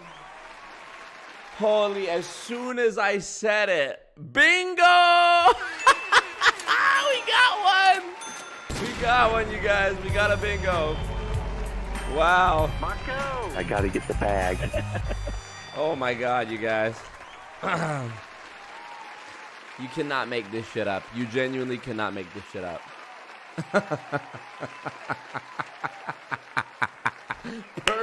Perfect timing. Dana Rose said, for the truth, thank you for the dono, Dana Rose. Dono Rose, am I right? Oh, I got him. Oh my God, you guys, I'm dead. I am literally dead. Literally. All right, let's keep going. I can't handle this. But there is a definition of a legitimate MLM, and I talked about it earlier. I won't repeat myself. Natalie says, I can just imagine Peter's family being like, where is he? And his wife is like, oh yeah, he's in the garage yelling about Marco. Abby says, you better fax them your diploma ASAP. So true. Did Regan reject Scott there? Yeah, I'm going to go ahead and hit that. Scott gets rejected. There we go. Yeah, I'm gonna hit the rejection. Well, he didn't talk about getting rejected, so I'm gonna actually take that one back. Let's be fair, you know. We're only halfway through the episode. We got time. So that's the first minute. The second minute, he thinks that. I checked. Scott talks about women. I didn't get Peter talks about women because he hasn't quite done it yet. Other words other than MLM, like direct selling and affiliate and all these different terms that MLMs use to describe themselves are a new thing. No, they've been around for years and years and years. Way before Marco came along, they were using these other terms for MLMs. Yes, mainly. Do request the new bingo squares to the Discord, please, in the Losing Fortunes radio tab. Discord link is in the description. Scott and Peter both remind me of a dude my aunt married whose goal in life was to scam his way onto disability payments. Oh, fuck. Because MLM has a bad reputation. And all they do is repeat themselves. Yeah. So that, when they talk to people, they're not sort of set off by this MLM thing and all of a sudden they immediately reject it. Just like Amway. When I was in the Amway, we were told now. Wow. And then he talks about being rejected immediately after we said he didn't check that. He uses the word rejected. You literally cannot make this shit up, bro. Say Amway up front. Hold it to the very end because we don't want people to think that what we're doing is like we were doing 20 years ago. Now, the fact is they were doing what they were doing 20 years ago, but that was the excuse, so to speak, for not using the A word up front, make it towards the back of the presentation. And sometimes not at all, right? Yeah, someone add enough about Marco. That's the term they always use. Enough about Marco. Tau Sigma says, Scott and Peter run the Always Marco Super Fan Club. So true. So true. I saw presentations where... Oh, that's another bingo. Hold up. Let's go. Let's go. Scott is a wannabe Dominic Izzo. Double bingo. I can't believe this. Thank you, Tau Sigma. The A word was not uttered a single time. And that was pretty amazing. But that's nothing new, Marco. You think... And thumbs up the stream. 20 of you have not clicked like. Unacceptable. You've invented everything. You discovered everything. No, it's been around for a long, long time, way before you came along, probably back when you were still in diapers, Marco, which wasn't that long ago, and maybe you still are. I don't know. It's, one of those things. One of those things. So let's see. What's the next thing I noticed here? So MLM does require selling if it's a legitimate MLM, but it also involves recruiting, which is another form of selling. Hold on. It, right? When you're trying to convince somebody. Hold on. I have to switch over to the Discord for a second. Do my eyes deceive me? Is this real? Let me jump over to Discord. Is this true, Specs? Does Specs... Hold on a second, bro. Does Specs have a physical BFR bingo card? Did you print that out, bro? I am fucking dead. No way. You have a physical BFR bingo card.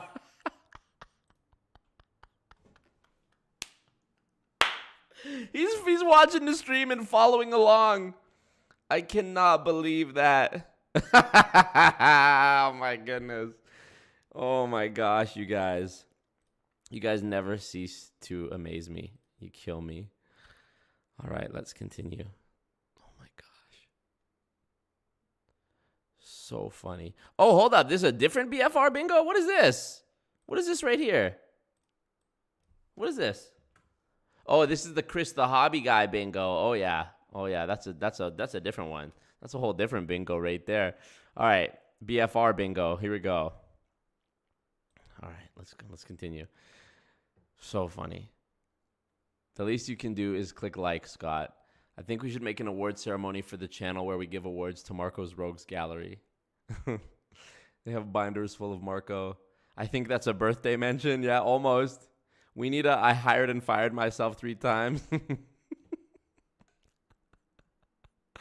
Going for the blackout, yep. Oh my gosh, you guys.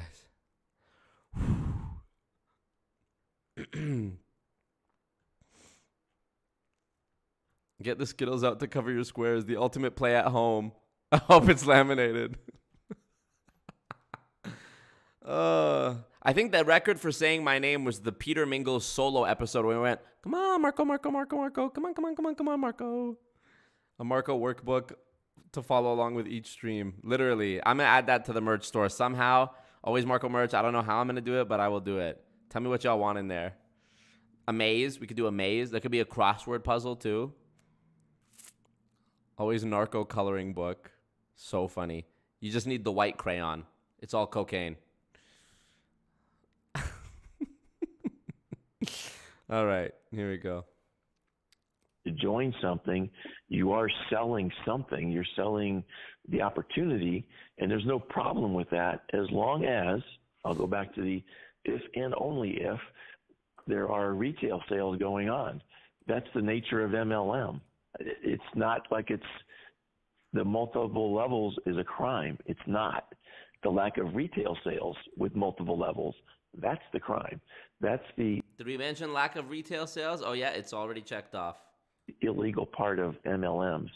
But most of them, maybe all of them, they don't do it. As far yes, Joey K. I hope they mention you listening to their story while asleep with a blanket and pillow. That was so funny, bro. And in the Discord, Chemist made a really funny edit of that, me sleeping with the pillow. There's retail sales. The difference between MLM and direct selling is in direct selling, there's no upline, there's no downline. Every single individual is connected directly to the company, as Advocare is now and has been selling company. But where do you draw a line? You won't. I'm skipping ahead. If they're overpriced. Their downline, wins, your relatives, your credit, most of the commissions until it gets to the very top. The MLM attorney, I got to jump. I don't think most MLMs operate that way. Or else, think about it, they couldn't even keep an organization together if that's how it really worked. You don't pay anybody all the way up and down the chain until it gets to the very top. How many people are going to stick around not making any money as they're progressing and building a larger and larger organization over time? It just makes no sense. But, he's always stupid narco. Anything more on that one? I got to jump on top of this one because this one is really revealing. So the lack of cocaine sales, that's the crime. So true. Not Marco going BFR bingo 3-peat. It's about to be. I'm about to get a third line right here. That Marco actually says on stage, filmed at the MLM conference in front of Bill Keep, Doug Brooks, all the other people that were there, some of the FTC people, where he says that the people up on top make most of the money, like on a sale, they make most of the money, is so revealing of how he does not understand how MLM works. I'll give you a similar analogy. Mind you, this is Peter Mingles talking. The guy who literally called Robert Fitzpatrick to make sure that Robert Fitzpatrick didn't actually say anything mean about him in his book, Ponzinomics. And when Robert Fitzpatrick took his call, Robert asked Peter, can you name one MLM company that does operate in these supposedly possible legitimate ways that you mentioned? And of course, he couldn't, because he's always stupid, Peter. Like this is as revealing as it gets. It's kind of like Mad Libs in more ways than one, according to Scott. Mad Libtards, maybe, yeah. Like if a lawyer ever said the following statement, which, by the way, Kevin Thompson, the MLM attorney, many years ago said this statement, and that's why I don't really hold Kevin Thompson in a very high light. When Paul Burks pled guilty... In a highlight. I'm sorry. Paul Burks, let me use a different example. Losing his mind. If someone pleads guilty to a case, it doesn't mean that they're guilty. It means they pled guilty. Okay. It's just, and any lawyer, if you ask them the question, was the person guilty? If the person went to trial, would they be found guilty? Are they guilty just because they pled guilty? And any lawyer that says, yes, they were guilty because they pled guilty does not deserve the law degree that they say they had. And quite honestly, I can't imagine they could ever get a law degree and still screw it up that much. So to use as any example, go do your own searches for people that plead guilty. Many people plead guilty at a criminal trial because they don't want the deal that the government gave them. For instance, we'll pull this back to Donald Trump. Donald Trump's bookkeeper for a few decades pled guilty to accounting or tax fraud. 75 years old, Donald Trump... Guys, thumbs up the stream. We're about to crack 200 viewers. Mention the guy's name. I think it's Weisselback or something like that. 75 years old, basically didn't report stuff he should have reported as income that were more or less like gifts by Donald Trump, and he didn't report it for a long time. When he was audited, because there's a witch hunt for anybody related to Donald Trump, when he was audited and found that he didn't report it, they said, you evaded taxes. This is like a felony. We're going to put you in jail for 10 years unless you plead guilty. Specs, it's at this point when we think it's boring and about to turn it off. Then bam, quote, Marco can suck my dick. Yeah, so true. So true, frankly. Time to pull out the pillow and blanket. Grab your popcorn. If you plead guilty, then what's going to happen is you're going to get maybe a couple of months, and if you talk bad about Donald Trump, you probably won't even face jail. Well, whether that guy was guilty or not was never found at trial. He pled guilty. He could have gone to trial and found out that, you know what, you did it fine. You know, this was never, it was an accounting issue. It was your discrepancy. You could have some forensic experts that would have said, hey, listen, nope, he's okay with this, blah, blah, blah, whatever. But just because you pled guilty doesn't mean you are guilty. And okay, when Marco said something like, the people at the top are the ones that make all the money, really reveals that he doesn't understand anything about network marketing, Scott. Define is so true. You picked that up because you knew the compensation in Amway. I knew that because I was in the compensation plan of any of the network marketing companies I was ever associated with. How in the world could anyone... What were those, Peter? Come on, don't be shy. Tell us. ...never make that statement? It's an impossibility to make that statement if you know the industry. So I just really wanted to tag Marco on that one specifically because it was really revealing the guy doesn't understand anything that he's talking about. To make a rookie mistake like that is just unbelievable. So back to you, Scott. Back to you, Scott. Yeah, and he's really parroting all the other anti-MLM Huns, right? That's where he gets this stuff from, is by watching other people, the other anti-MLM Huns on YouTube and other social media, and that's where he gets all these false ideas. And you know, it's so easily disproven. I mean, I showed the Amway marketing plan many, many times over the years, so I know who gets what money, you know, depending on when you're at the very bottom versus in the middle versus the top. So I know how it works. It's very simple math. Of course, simple for me, not always stupid narco. But yeah, on its face, it's just false. So cute. And it's a very common theme out there that all the anti-MLM Huns talk about all the time. So it's like an echo chamber, right? It just keeps getting recirculated around and around so much that all of a sudden in their minds it becomes true, even though it's not true. So it just becomes one of these things that actually I think the MLMs love these people. Back to you, Scott, and back to you, Peter, need to be added to the next rendition of the bingo card too, for sure. Because they know they're spewing out garbage that has no basis, you know, as far as legality, and they love it. The MLMs love it. They love all these anti-MLM Huns. They just hey, guys, keep doing what you're doing because you're so far off target that we're not going to be in any trouble with the FTC. By the way, if you guys haven't seen it, Dave Vaughn posted. You got to join the Discord. Another funny meme there about Scott and Peter in their garages. You guys got to go look at the Losing Fortunes Radio tab in the Discord. Dave Vaughn has posted a hilarious spreadsheet, Excel spreadsheet that he made of comparing the stats between me and Scott and Peter, and it's so funny. Hold on, I'm trying to scroll and find it. Here, this is it. The tally. Is this it? Okay, here. So this is what we got so far. Let me just take a quick breather from here to show you this.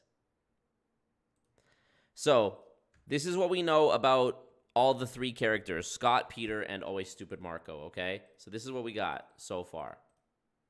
Let me shrink this down here. Okay. So, Peter, this is 6th grade, 7th grade, 8th grade, high school, college, and then beyond. Peter was the newspaper editor in 6th grade, played sports in the 7th grade and 8th grade. High school, he was the front line, offensive line, tight end, defensive line, defensive, and played both sides all the time. Not for the, quote, homos. Special teams, punting, kickoff. I never left the field. I like to beat the shit out of people. I wrestled in the offseason. Holy crap. Fought against heavy-duty criminals. On a roll. Captain of the football team. On a roll in senior year. Homecoming king. Let's compare it to some of the things that Always Stupid Marco did. He was in the Can West spelling bee. There was the bathroom stall incident in 7th grade. 8th grade, he cheated off an MLM friend, but that was actually in high school, so we got to correct that. Still in the stall in 7th grade, sticky fingers, probably not on the honor roll. Did or did not graduate. Did or did not go to college. That's good. Scott, as you can see, he was wiry strong. Football team for 1 year, good grades. Witnessed the coin flip in naming his town. So accomplished. He bussed across town to a new environment during school integration. Graduated junior high school without cheating. Applied himself in school. Enjoyed being in great shape, but too small. Tennis star. 7th out of 750. Top 1% graduate. Probably could have got higher, but didn't hear about the honors only route. Always taking full loads. Wanted to learn and get as much education as he could. Zero disappointment. Full Navy ROTC. Went to Tulane University for electrical engineering. Now, this is where it gets really impressive. Handled very hot water. That's another one. Had a great relationship with his parents. Let's compare that to Always Stupid Marco. Knows shit about direct sales. No job in 5 years. At least $10 income thanks to the donation made by Eliza, that stream. Thank you, Eliza. Lives in a little one-room apartment, maybe two. Not living in New York City. Lives in Edmonton, Alberta at 27. The Goons may make Marco's six-figure earner this year. One-man band, hired an editor, 5 million views, makes snipey comments, and nincompoops watch him. Nincompoops and deadbeats. So, the lore goes deep. And you got to join the Discord to make sure you're caught up on every detail, right? Got to make sure. On what you guys are talking about. And so they're really the anti-MLM scams best friends. They love them. It really. Also add Mukaber to the bingo card. They destroy themselves. They destroy themselves. Yeah. Yeah. And I think the FTC gets confused too because they have all this cacophony of comments being made and they're just trying to take it all in, not realizing that there's a real fundamental root cause problem here.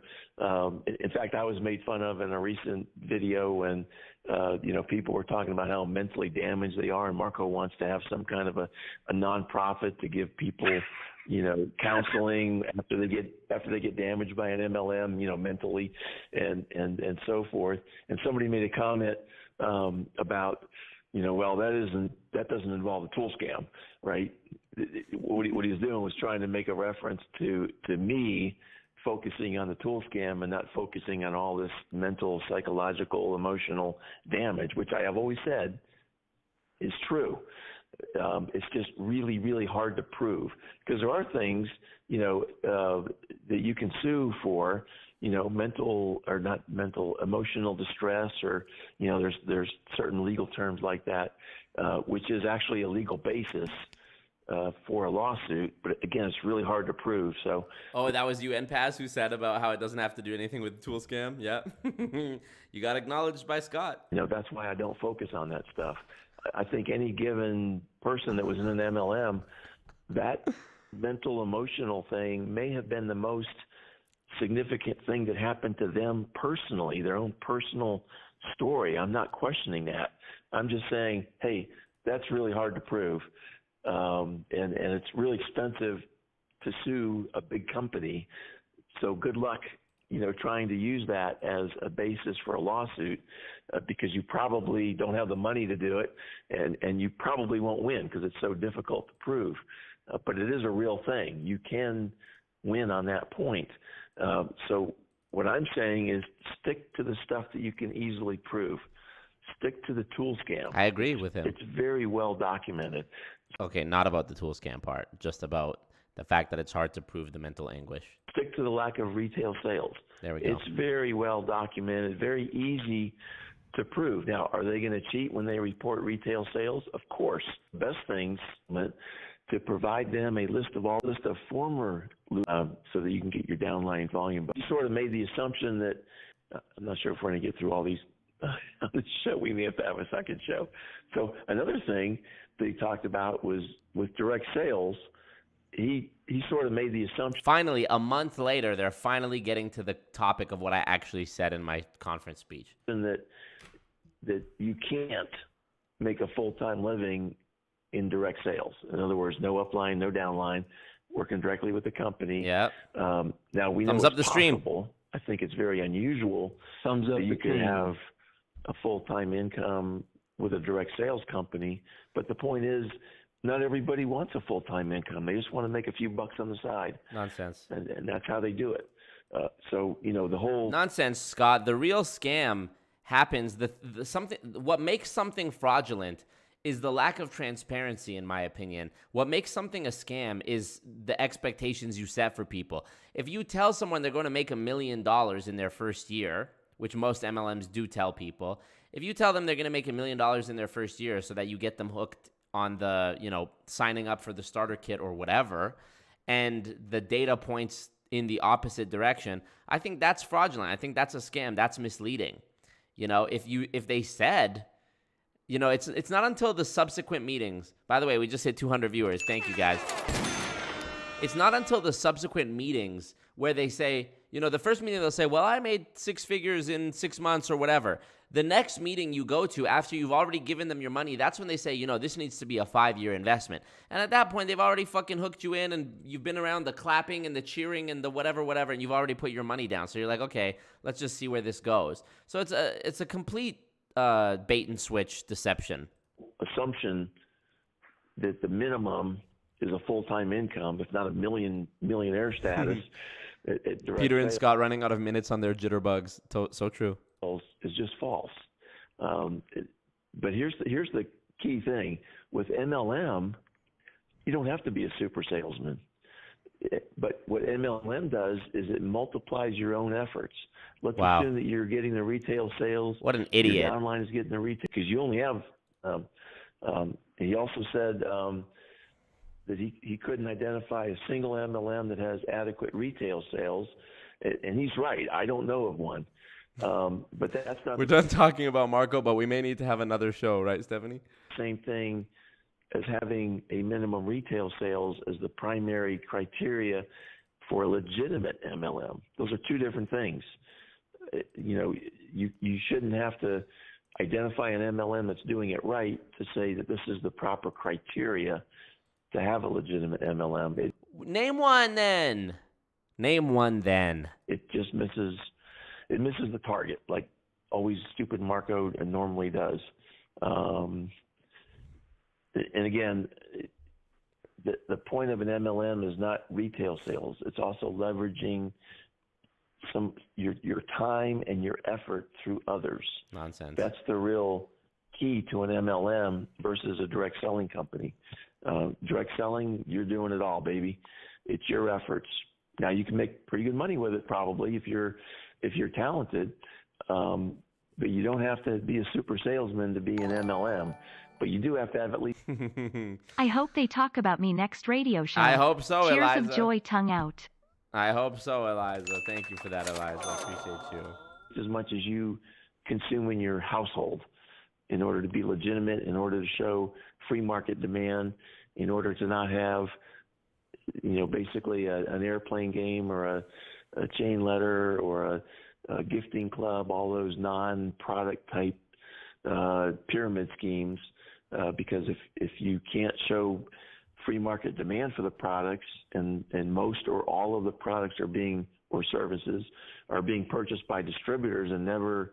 Scott, no MLM can show that there is a real market demand for their products. It's a closed loop of people buying the stuff. It's exactly what you're describing. How do you not see that? It's distributors buying the products, and the closest that they ever come to making a genuine retail sale is when they join the company and they tell grandma about it, and grandma says, okay, well, I'm not going to become a distributor, but I'll buy whatever the, essential oil or powder is that you're selling just to support my grandbaby. That's the closest they get to a genuine retail sale, is like a pity purchase from a friend or family member who thinks that they are supporting their friend or family member's new business. That's the closest they get. Are purchased by customers.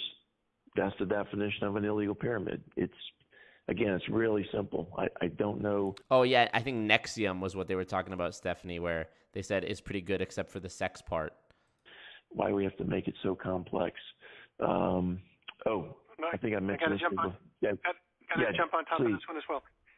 Marco uses big words, like cognitive dissonance and things like that, to speak about people that are just so blind they don't even see it themselves. The irony. So I find it hypocritical and actually ridiculous. It's like so funny. A YouTuber who doesn't understand the power of a lot of people giving a little bit to make Streamlabs link in the chat if you want to give a little bit. A significant amount of money. I mean, think it through, Scott. He's got 60,000 people. He's got most of them not listening. Some of them throw $5 his way, $10 his way. Very few people throw $500 his way. Very few people throw someone do it. $1,000 his way. Someone do it. Quick. Very few of his quote-unquote sales of his bags to his downline he mentioned bags. Are big dollars. Most of his stuff comes in small, bite-sized pieces. And the idea that a YouTuber will say that people can't... You got another bingo, by the way, y'all. ...make full-time income on bite-sized pieces just shows how stupid he really is. I mean, just fucking stupid. He's got 60,000 subscribers. He might have, less than 10,000 views on any given video. He doesn't have anything that hits a monster hit. He's able to at least keep his little teeny-weeny one-bedroom apartment. And what's that based on? A couple of people on Patreon, a couple of people on Super Chat, a couple of people doing his donos on his OBS or whatever the hell his other ones are. He's got a little bit coming in from a lot of people or enough people to be able to provide from him the meager living that he gets. And if he quadruples that over time, which will eventually happen, most likely, he'll make even a better income. And it won't be that he's got thousands of people throwing... Thank you, Tau Sigma. ...thousands of dollars. It'll be lots of people, maybe tens of thousands of people throwing a few dollars, and that's where he'll get his money. So the idea that you need to make a ton of money from, your individual sales is just lost on people that just don't think it through. So back to you, Scott. Yeah, it's just always stupid, Narco. And by the way, it's most of the other anti-MLM hunts. They just don't have a clue. I mean, think of any company, not an MLM company, just any company out there. Yeah, Sangila, it's going to read on their gravestones, here lies Scott and Peter, and Marco is always stupid. Thank you again, Tau Sigma. So there's people. He's a little girl, Scott. Say it. Yeah. No, that's Peter who calls me a little girl usually. Oh, my God. The very top of the organization, people at the very bottom. Well, do you think that the guy at the very top is doing all the work?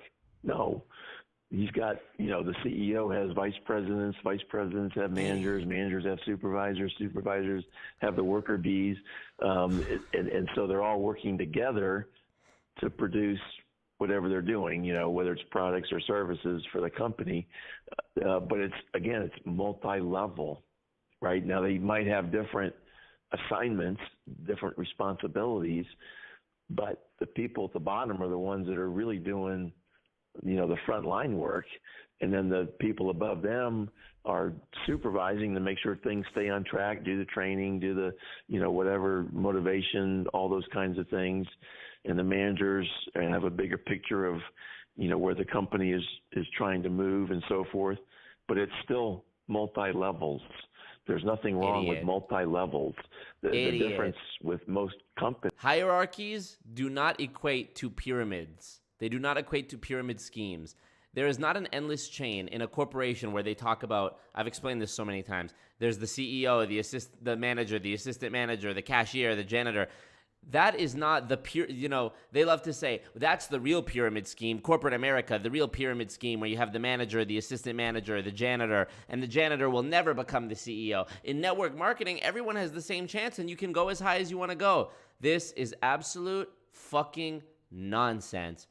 In a regular corporate environment, typically there is one CEO, Chief Executive Officer. That's what that stands for. There is one. There is not a bunch of people who, because they recruited X amount, are being called CEO Marketing Director, like in fucking World Financial Group. It's just a fancy sounding term they use. 1 month you could be CEO Marketing Director, and if one person leaves your downline, now you're back down to Senior Vice President or whatever the name of the rank is below that. People get paid for their time in corporate environments. Being a janitor or being the cashier at a restaurant is not a scam. It's not the scam of corporate America. You can be assured that you will get paid for the hours that you worked, regardless of how well the company's stock is doing.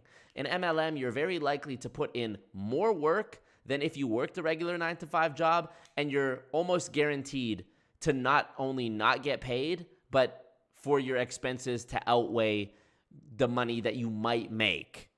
So it's just such an asinine thing, and I know they know this. Cashiers at McDonald's are not going and recruiting more cashiers. If you really wanted to make the comparison all things equal, then pretend I worked at McDonald's and I sold fries, right? I sold a $2 thing of fries. Well, my commission was only 10% on that because I don't have anyone under me. So I sold a $2 thing of fries. My commission was 20 cents. But if I had 10 people under me, 10 other cashiers that were also selling McDonald's fries, then my commission on that box of fries would have been $1.50. See how ridiculous that sounds?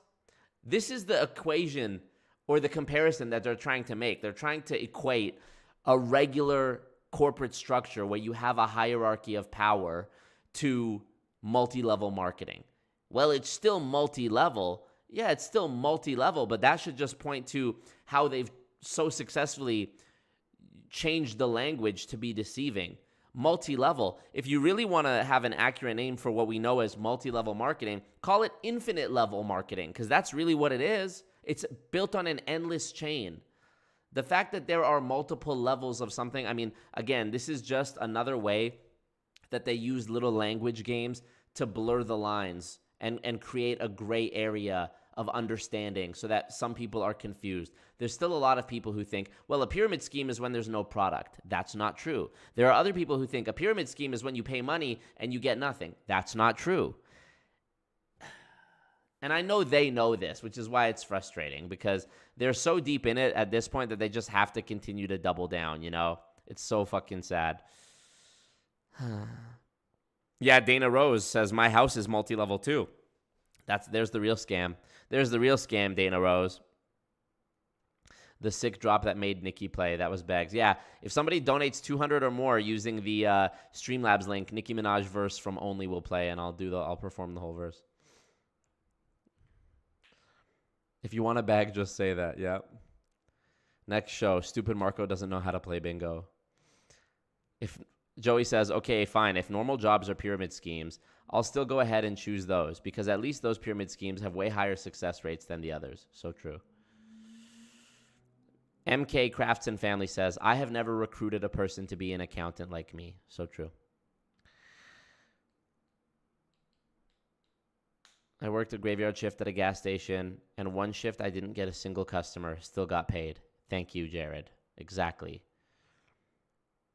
You know, they're so dumb. He's compared to most MLM companies is almost all of the products or services are sold to outside customers. They're not sold to the employees.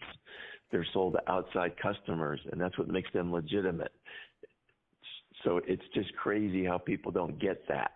But any company, unless you're a sole proprietor, is an MLM. It's just crazy how, people just really get mixed up on that. But it's not just always stupid narco. It's most of the anti-MLM Huns that I've seen.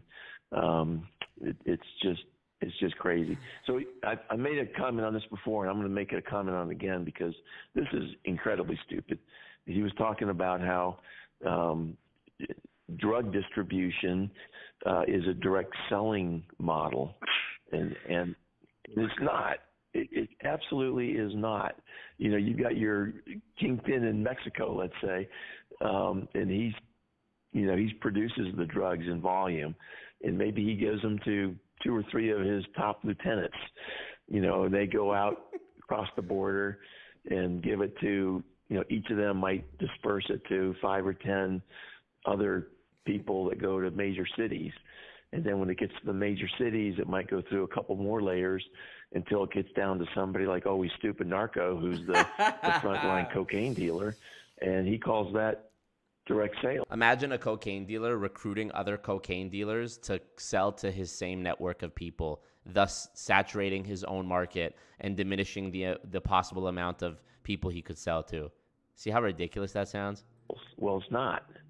And all the people that were there, by the way, at that conference knew that Marco was a cocaine dealer. Oh, they all. And so he got some chuckles out of that. They all saw your email, Scott. That drug distribution is direct sales. Guess what, Scott? They all saw your email, and when I met people at the conference, they greeted me with a smile and a handshake, and they said, "That Scott Johnson guy's crazy, right?" And then we all chuckled, and it was a great time. And I've since followed up with all the people that I met at the conference, and everybody has been super responsive and warm and just amazing. So, always stupid Scott Johnson, always stupid Peter Mingles. But it's not. And one of the reasons that the drug dealers do this, the big kingpins, they want to protect themselves, right? They want multiple layers between them and the user so that if anywhere along the way somebody is caught, they have layers of insulation, of protection, because Marco probably had no idea who gave the drugs to the people or the person that gave him the drugs to sell to the drug addicts. He only knew the guy, and he probably barely knew the guy that provided the drugs to him. But he had no idea who was above that guy, no idea at all. And so it is with the rest of the chain, so that you can protect yourself, right? If you're the big kingpin making these millions and millions of dollars, you don't want to be known. You don't want to have that path known by the authorities, or else you'll get in trouble. Unlike with you guys, where even if they notice your email, they reply unread. So true. And occasionally they still do, but it's just so. I like how he was too embarrassed to talk about me and Bill Keep taking the picture in front of the whiteboard that said unread at the conference. Blatantly stupid to say drug distribution is direct sales. It is. He could have, if he was smart. Always Stupid Narco could have recruited some other people to do the sales to the end customers. I don't think he ever figured that out, that he could actually, move up in the organization if he just found, maybe a couple other people that wanted to sell at the end point. So, yeah, he's just always stupid. The completely other part of the embarrassing part of this whole thing is he's sitting there in a room with a marketing professor who okayed and told him he did a good job. Like, where the hell? Like, what kind of a marketing professor are you? You might be talking about drugs and supply chain, but how in the world could you allow this guy to actually mutter out those words, selling drugs and direct sales? I mean, besides being uncouth, besides being inappropriate, besides being a bad joke, like, reality is like, your bad joke isn't even close. I mean, it's just, you got a marketing professor, a guy who earned his doctorate. Now, we shouldn't be surprised, Scott, based on, of course, the trial that we've seen with Jeffrey Babner kicking the shit out of. Jesus Christ. They bring up this trial, which was literally filmed in, like, the early 90s. It's insane. William Keep a long time ago at the Travel Max trial, but the reality is how in the world could someone not jump up and say, you got to correct this stuff? Like, you just got to correct. Actually, I wish there was a second camera on the people in the room when I made that comment about how drug dealing is direct selling, because everybody was nodding their head. This stuff. So back to you, Scott. But of course, Scott and Peter are smarter than the FTC, Attorney General's office, NCL, you name it. Yeah, and Bill Keep's the one that, wrote me unread when I sent him the email about, always stupid narco coming across the border. Add to the bingo card, Bill Keep, Jeffrey Babner trial. Yeah, Jeffrey Babner and Travel Max should be on the card. Thank you, NPAS. And he really shouldn't be allowed to cross the border because he's a known cocaine dealer. And Bill, in all his stupidity, just responded with all capital letters, unread. In fact, you can find on Always Stupid Narco, you have to look at Always Marco on YouTube. But you can see there where he and Bill Keep are standing together pointing to a whiteboard where they, wrote the word unread in capital letters. Wow. And they're both pointing at the word. As soon as I mentioned him not talking about it, he talks about it. Smiling. It just shows the pure stupidity of both of them. In my opinion, both of them are just blatantly stupid. To ignore something like that is just beyond irresponsible. So, but that's where we are. That's the environment. So there you go. So we also talked about, no one's coming to me to sell MLM products. Whether it's knocking on my door or contacting me on social media. Well, Always Stupid Narco, you live in an apartment where I'm sure people can't walk up to your door, right? Most apartments, people can't just walk in there and start knocking on doors. You have to have some kind of a combination or a key card or something just to get into the place. You have to belong there. You can't just walk in there trying to sell stuff. It's not like you live in a house, Marco. You live in an apartment, a one-bedroom apartment, where they can't walk up to your house and knock on the door. And people don't do that much anyway anymore because a couple of reasons. Number one, it's people aren't home, right? The husband and wife are both working, so to do that, it doesn't make sense. Now, I've had my door knocked on multiple times over the years, but it's been mainly for magazine salespeople or internet, things of that nature. Windows, maybe, different things like that. So it's not unknown. Yes, add a one-bedroom apartment to the card.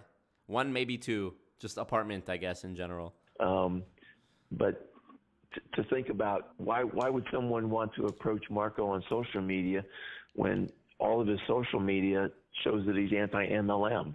Why would you waste your time on somebody like that? But we know from some of the people that Always Stupid Narco has on his show that they were contacted through social media.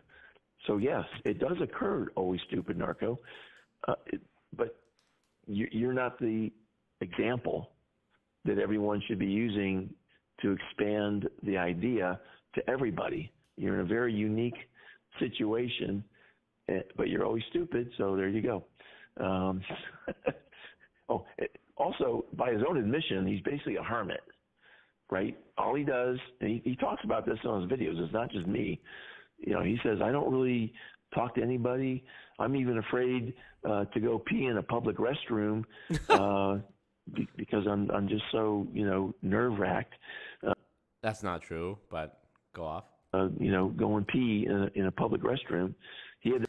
So in one breath, they'll say I'm obsessed with jerking off in public bathrooms, and now I'm too nervous to even pee in a public bathroom. To make up a story to himself, right? He had to, in order to go pee in public, he had to make a story that he was going to No, he's about to mention something that's going to make me laugh. be on stage with Drake. And he just rapped out. Dude, I can't.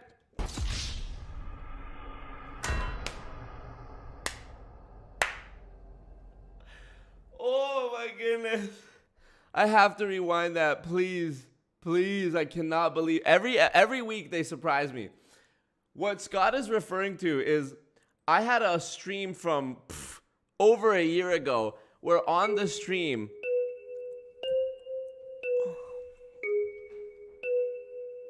Yo, I never fucked Wayne, I never fucked Drake. All my life, man, fuck's sake. If I did, I menage with him and let him eat my ass like a cupcake. My man full, he just ate. I don't duck nobody but tape.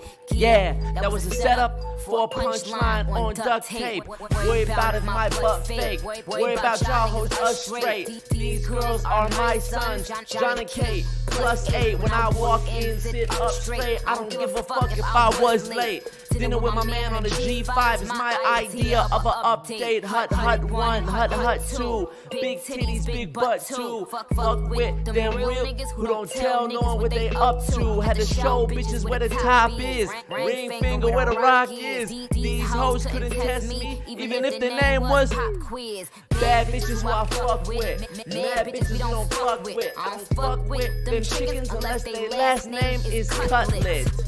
Let it soak in like seasoning and tell them bitches blow me. Lance Stevenson. Bottling cup in the sky.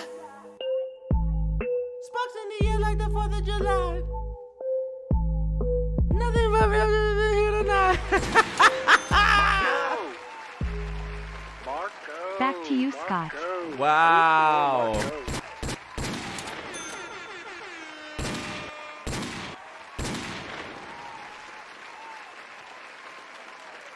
Always Barbie Marco. Wow. Marco sits down when he pees. So true as well. I got to find out who that dono was. Thank you so much to whoever that was from. Let's hit that again. Wow. From Peter Mingles. It was from Peter Mingles. Thank you, Peter. Wow. I cannot believe that, actually. That's amazing. Thank you so much. I know who it was, so I'm looking at you. I won't say your name because I'm guessing you want it to be anonymous, but thank you so much for that. Wow. Whew. Scott, a dude who describes himself as a hermit still has more notoriety and gets invited to more stuff than you. So true. Yeah, y'all like that? Y'all like them Nikki bars in the chat? That Nikki action? Come on now. I don't play. I do not play. Multi-level menage, yep. Play it again, Marco. I love that it's just the Nicki verse. Oh, you want the Drake verse too? I could be convinced. I got to get the bag. Yeah, Eliza's been here live to witness it both times. I love that. Always Barbco, so true. Now do Drake's verse. I might have to add another version where the Drake verse is on there as well for like 300. I don't know. Whew. I love it. Thank you. What was I even saying? Oh, this is what I was saying. Speaking of Drake, what Scott is talking about is I did a stream over a year ago where I said sometimes when I'm in a public bathroom, I have like a little bit of social anxiety when I go pee at a urinal and there's another dude waiting to use it. Because it's like I'm standing here trying to pee and there's a dude just staring at me, like behind me, waiting for me to go pee. And sometimes I get psyched out. So I said on this stream that I use the mental trick to trick my body into going pee. And the trick is that I pretend that I am backstage at a Drake concert. And Drake is on stage. And Drake is about to bring me out to do a song with him on stage. And I have to go pee right now. Otherwise, I'll miss my cue to get on stage and perform with Drake. And then magically the pee starts flowing. Now this was 76% a joke. And that's what he's referring to here. And I love it. Make $275 for the Drake verse. You guys are hilarious. Jay Solmatic says, I haven't heard you rap Nicki's verse for like a year. I've seen you do that verse twice, and I've seen that Don't Know happen twice. Nice. Yeah, it was a clip on the second channel too, NPaz, me and Drake. All right, that's so fucking funny. Thank you, guys. This is an amazing stream. Let's continue. Himself, right? He had to, in order to go pee in public, he had to make a story that he was going to be on stage with Drake, who's this rap guy. Remember when Scott talked about Draco the Ruler on the show? That was fucking hilarious. And so Drake was about to call him out on stage, and so he had to go. By the way, I'm wearing my OVO Drake shirt right now, which is amazing. I might have to do the Drake verse. Pee all, right away so that he could go on stage. And that's how he convinced himself in his own mind to be able to go pee in public. He's also told stories about he was in the elevator, and the elevator door started closing one time, and someone came walking down the hallway to get into the elevator, and he got really nervous about that.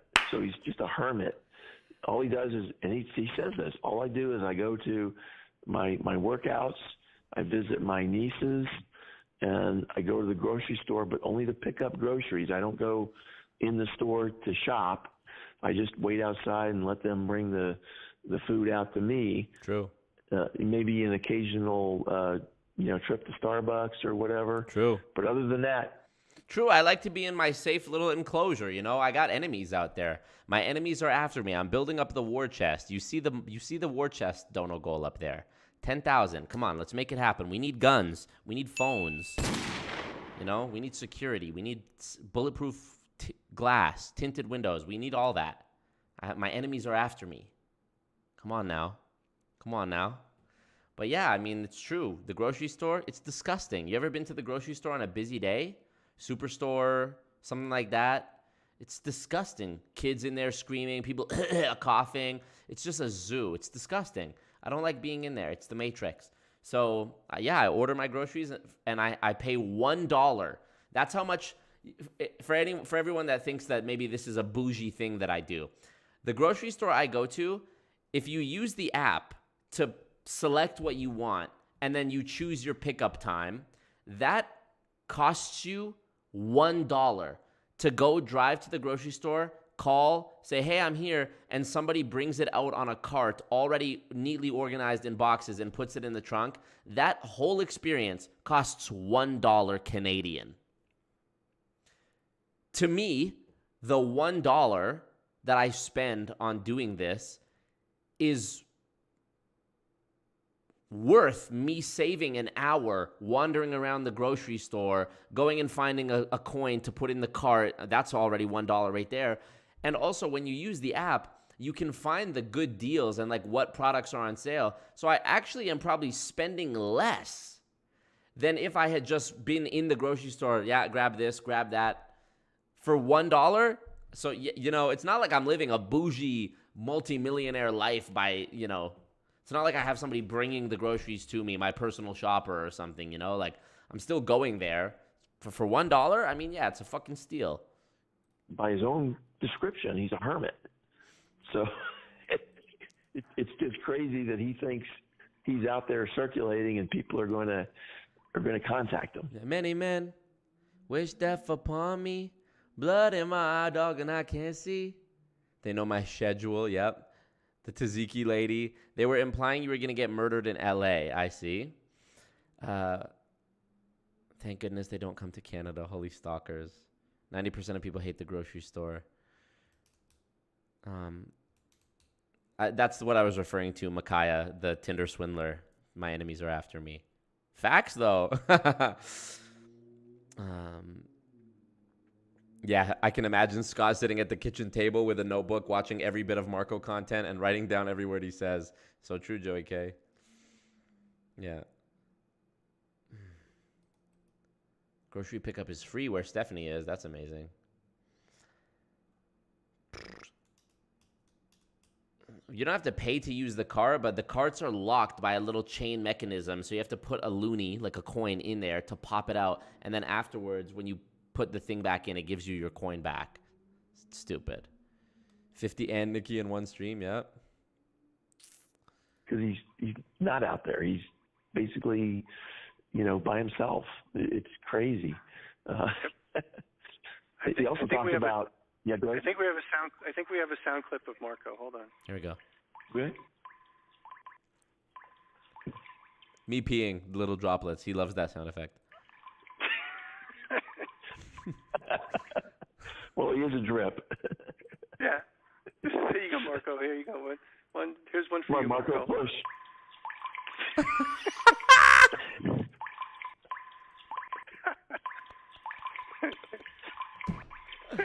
You got me. My pee is very delicate. Got you, Marco. Hidden camera. Go ahead, Scott. Well, he has said that he has said also on his, again, this is his videos.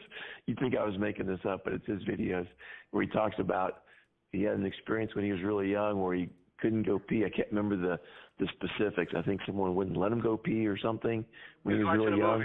Watching a movie. Well, that's right. He was watching a movie. He didn't want to leave. Right. He didn't want to miss part of the movie. So he sat there and he thinks that he damaged his blood. It was The Incredibles. It was in 2005. I had to pee probably 3/4 of the way through The Incredibles, but I didn't want to leave, and it was the worst I've ever had to pee in my life, and I just held it. And I joked that I probably did long-term damage to my bladder. That's what they're talking about. A throwaway comment I said probably 2 years ago on a stream. Bladder, because he was in such pain for such a period of time. So now all he can do is drip into the toilet. So, oh well, there you go. Sorry, Marco. Golly, we're almost done for tonight as far as the time, Peter. Yeah. We should. I got to go back to my jail cell pretty soon because it cuts off at the top. I actually fucking respect that. Respect to Scott for playing along with the prison joke. He got to go back to the underground bunker, to the submarine. The hour. Right, there we go. About so many minutes. There you go. And I got people waiting for me to do some Easter eggs. So why don't we do this? Why don't we wrap it up? We can actually finish next week, of course, because this is too much fun. Bro, Peter Mingo's playing a water drop sound effect to mimic me peeing while his grandkids are waiting to fucking do Easter egg painting with him. Fucking miserable.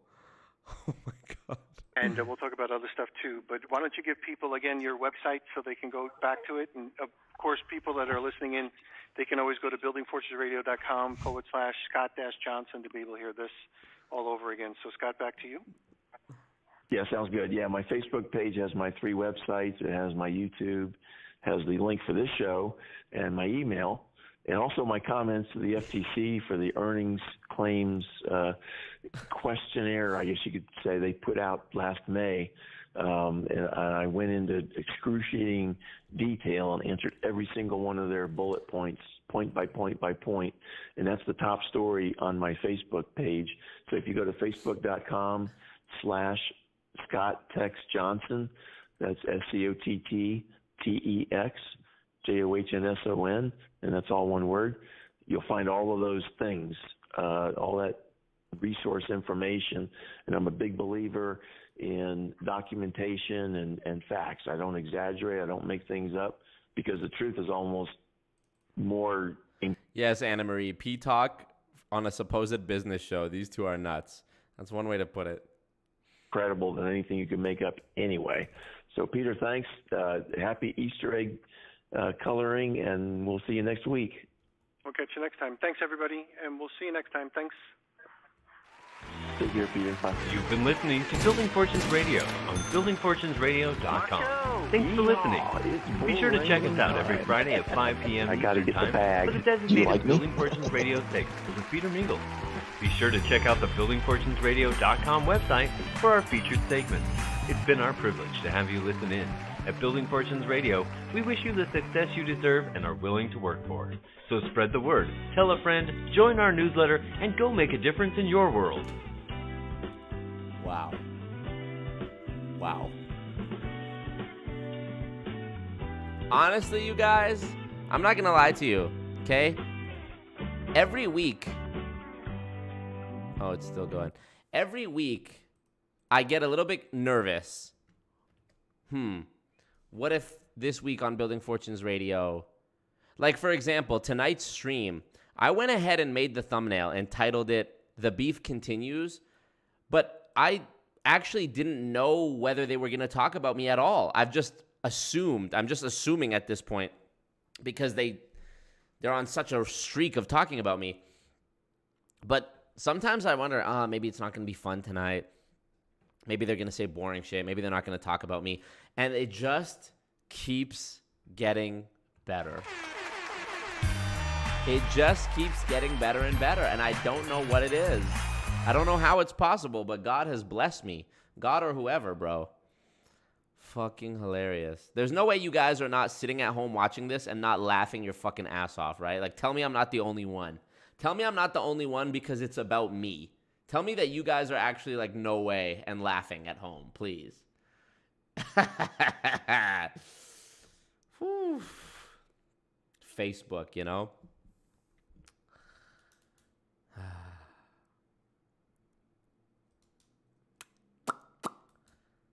Yeah, outro almost as good as the intro. They don't disappoint. Yeah, Regan, but you also were shouted out by them. Dana says, dying over here. Okay. I just want to make sure we're all having fun with this. Every time I start reacting to BFR, the viewers spike up. Whew. Wow, man.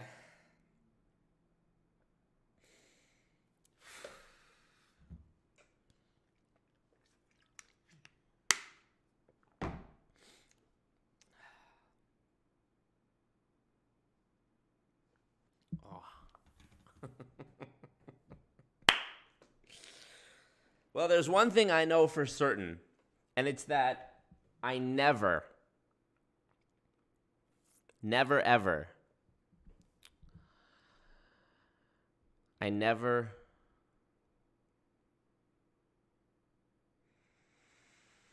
never fucked Nikki because she got a man, but when that's over, then I'm first in line. And the other day in her Maybach, I thought, goddamn, this is the perfect time. We had just come from that video. You know, LA traffic, how the city slow. She was sitting down on that big butt, but I was still staring at the titties, though.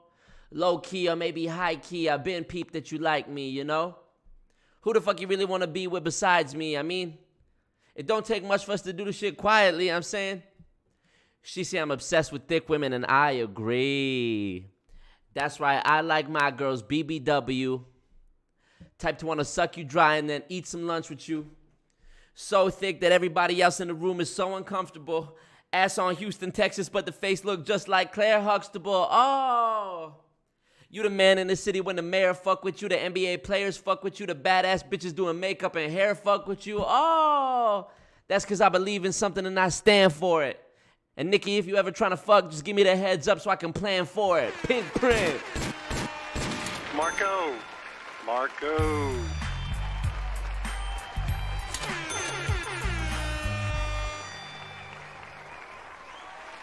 Let's go. Billions and billions. Obama. I would love to co-host their show with them, man. They do have a script. Like, there's no way that he brings up the little Drake anecdote about me peeing and the shit about, what was the other old story he brought up? There's no way he just brings that up off the top of his head. He for sure writes it down, which is amazing. Two men whose combined age is like over 120, you know? Yeah, I wonder if they do talk about me in their spare time. Honestly, between all the time they spend once a week, I'm sure there's probably a whole nother... Like, Scott's got to be talking to his wife or somebody about me, too, and repeating it, you know. Saturday streams are definitely ones I try to catch live. Yeah, man. I'm laughing, and my husband is looking at me like I'm insane. H-Town. Rap song about Scott and Peter. It's coming. Mission passed, yeah. One of my faves from that rap guy. So true. So true, frankly. Nicki Minaj, Drake, the rap guy, Trump. Great impressions. Left no crumbs. Thank you, Abby. You know, Marco, for the people who ditched you, they made mistakes in the past. They were a part of the MLM scammer community. I hope they can see their own actions and put it aside. Well, it's fine. We need to add some others to that room. Maybe Nikki. Maybe I should add Nikki to the office background. What do y'all think? It's getting pretty crowded, but I could figure it out. You know? Wrong button. I could figure it out for sure. Jessica Alba's on there twice, so I could probably get rid of one of them. Just kidding. That's blasphemy. Don't say that. Anti-MLM rap album. All right, guys. Well, I appreciate it. That's all I got for tonight. 2.5 hours. We're good. I will see you guys on Wednesday. And you know what? WFG Part 4 might even be out before then. But, yeah, actually, I think it will. So we'll talk. Appreciate it, y'all. See you then. Love you guys. Thank you. Thank you for being in the cult. Thanks, Marco. Welcome. Appreciate it, y'all. Join the Discord. Message me on Instagram. Follow my Instagram. Always Marco. It's right here. Peace out. Love you guys. Thank you. Thank you for the dono as well, Peter. Peace out.